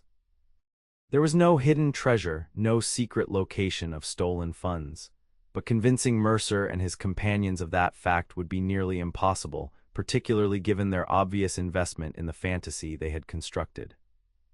A boot nudged her side none too gently. "Wake up, princess, we know you're faking." Seeing no advantage in continued pretense, Delia opened her eyes, squinting against the dim light filtering through dirt-streaked windows. Mercer stood over her, flanked by his 2 companions, the tall one she now recognized as James Tanner, a former associate of her father's, and the shorter, stockier man she didn't know by name. "There she is," Mercer said with a mockery of welcome. "Thought you'd sleep the day away." Delia struggled to a sitting position, her bound hands making the movement awkward. "What do you want, Mercer?" "Direct, just like your daddy," Tanner commented. "Good. That'll make this simpler." "We want what Jeremiah left you," the third man stated bluntly. "The location of the Laramie bank money." Delia looked between the 3 men, weighing her options. Denying knowledge might prolong whatever they had planned for her. Inventing a false location would buy time, but would ultimately lead to the same result when no money materialized. The truth seemed least likely to be believed, but was her only real defense. "My father didn't leave me information about any bank money," she said clearly. "Whatever you think you know is wrong." Mercer's hand shot out, gripping her jaw painfully. "Don't lie to us, girl." Tanner and Walsh here heard Jeremiah talk about his insurance policy for his daughter. "We know he meant the Laramie take." Delia jerked her face away from his grasp. "The insurance policy was a contact in Denver who could provide me with papers and a small amount of legitimate funds. There was no stolen money. The posse recovered everything from the Laramie job." "Bullshit," Walsh spat. "The newspapers reported over $5,000 missing from the total." "Newspapers exaggerate," Delia countered, "or the bank lied about the full amount to collect more insurance. Either way, I have no knowledge of hidden funds." The 3 men exchanged glances, clearly having anticipated denial but perhaps not this specific explanation. "Check her for any papers, anything that might be a clue," Tanner ordered. Jeremiah was clever, might have encoded the location somehow. Delia endured their rough search of her person and clothing with stoic dignity, knowing they would find nothing of interest. When their increasingly frustrated efforts yielded only her handkerchief, a few coins, and a small sewing kit she habitually carried, the mood in the cabin darkened perceptibly. "She's hidden it somewhere," Mercer insisted. "Or memorized it." Tanner crouched before Delia, his expression calculating. "Listen, girl, we can do this easy or hard, your choice, but we're not leaving here without that location. Understand?" Delia met his gaze steadily. "I understand that you want to believe my father left a fortune hidden somewhere, but he didn't, at least not that I know of, and torturing me won't create knowledge I don't possess." Her calm rationality seemed to infuriate Mercer, who paced the small cabin like a caged animal. "She's playing us," he snarled, "trying to keep it all for herself and that rancher she's been making eyes at." The mention of Isaiah sent a flutter of fear through Delia's chest, not for herself but for him. If these men believed Isaiah might also know something, he could become their next target. "Mr. Ironwood knows nothing about my family beyond what's been publicly revealed," she said firmly. Leave him out of this. Mercer's expression turned cunning. Hit a nerve, did I? Maybe we should bring your beau into this conversation. Bet you'd be more forthcoming if his well-being was at stake. Touch him and I'll ensure you never find a penny of any money that might exist, Delia bluffed, her voice hard with conviction she didn't entirely feel. The threat gave the men pause exactly as she had hoped. Their greed was her only leverage and she intended to use it to keep Isaiah from harm if possible. We're wasting time, Tanner said after a moment. Church will be letting out soon, people will start looking for her. He fixed Delia with a cold stare. One last chance to cooperate willingly. After that, we do this Walsh's way. Walsh smiled unpleasantly, drawing a wicked-looking knife from his belt. I've got real delicate hands when it comes to extracting information, can remove all sorts of things without killing a person. Delia swallowed hard but kept her expression neutral. I've told you the truth. There is no hidden money that I know of. My father's insurance policy was simply a way for me to start a new life legally. Have it your way, Tanner sighed, nodding to Walsh. Start small. We don't want to damage her permanently just yet. As Walsh approached with his knife, Delia closed her eyes briefly, steeling herself for what was to come. She had survived her family's destruction, years of running, and the constant fear of discovery. She would survive this too for as long as necessary. Someone would eventually notice her absence. Isaiah, the Cartwrights, Abigail. She wasn't alone anymore. She just had to endure until help arrived.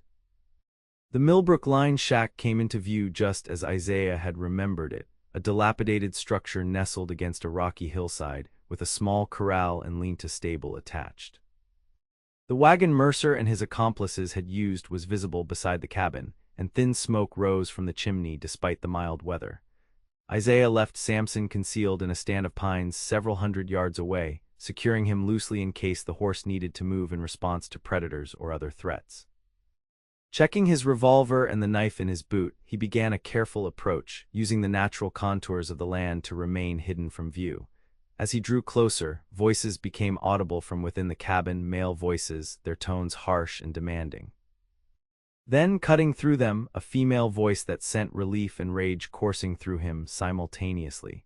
Delia was alive and conscious enough to respond to her captors, but the strain in her voice suggested she was under considerable duress. Isaiah positioned himself behind a boulder near one of the cabin's dirt-streaked windows, risking a quick glance inside. What he saw made his blood run cold. Delia sat tied to a chair in the center of the single room, her face pale but composed despite the trickle of blood running from a cut on her cheek. 3 men surrounded her, Mercer, whom Isaiah recognized from town, and 2 strangers with the hard eyes and wary postures of experienced outlaws. One held a knife, the tip stained with what could only be Delia's blood. The other was speaking, his voice carrying clearly through the partially open window. Make this a lot worse, Delia. Just tell us where Jeremiah hid the money and this ends. You go back to your fancy new life, we disappear with what's rightfully ours, and everyone wins. I've told you repeatedly, Delia replied, her voice remarkably steady despite her situation. There is no hidden money. My father's insurance policy was a legitimate contact in Denver who helped me obtain papers and a small amount of honestly saved funds. Nothing more. The man with the knife stepped closer. Maybe another reminder will help clear your memory. Isaiah had seen enough. 3 against 1 presented poor odds, but the element of surprise would provide a momentary advantage. The question was how best to use that advantage to ensure Delia's safety without getting them both killed. Drawing his revolver, Isaiah moved silently to the cabin's front door, positioning himself to enter while presenting the smallest possible target. The floor plan of these line shacks was typically simple, one main room with perhaps a small storage area at the rear. The door would likely creak when opened, eliminating any hope of entering undetected. That meant he needed to move fast and decisively. Taking a deep breath, Isaiah kicked the door open with enough force to slam it against the interior wall. In the split second of shocked stillness that followed, he took in the positions of all 3 men and fired at the one holding the knife, catching him in the shoulder and sending him sprawling backward with a howl of pain. Next one goes through someone's head, Isaiah stated flatly, keeping his revolver trained on the apparent leader while quickly assessing Delia's condition. The cut on her cheek appeared superficial, but her bound position left her vulnerable. "Untie her now,"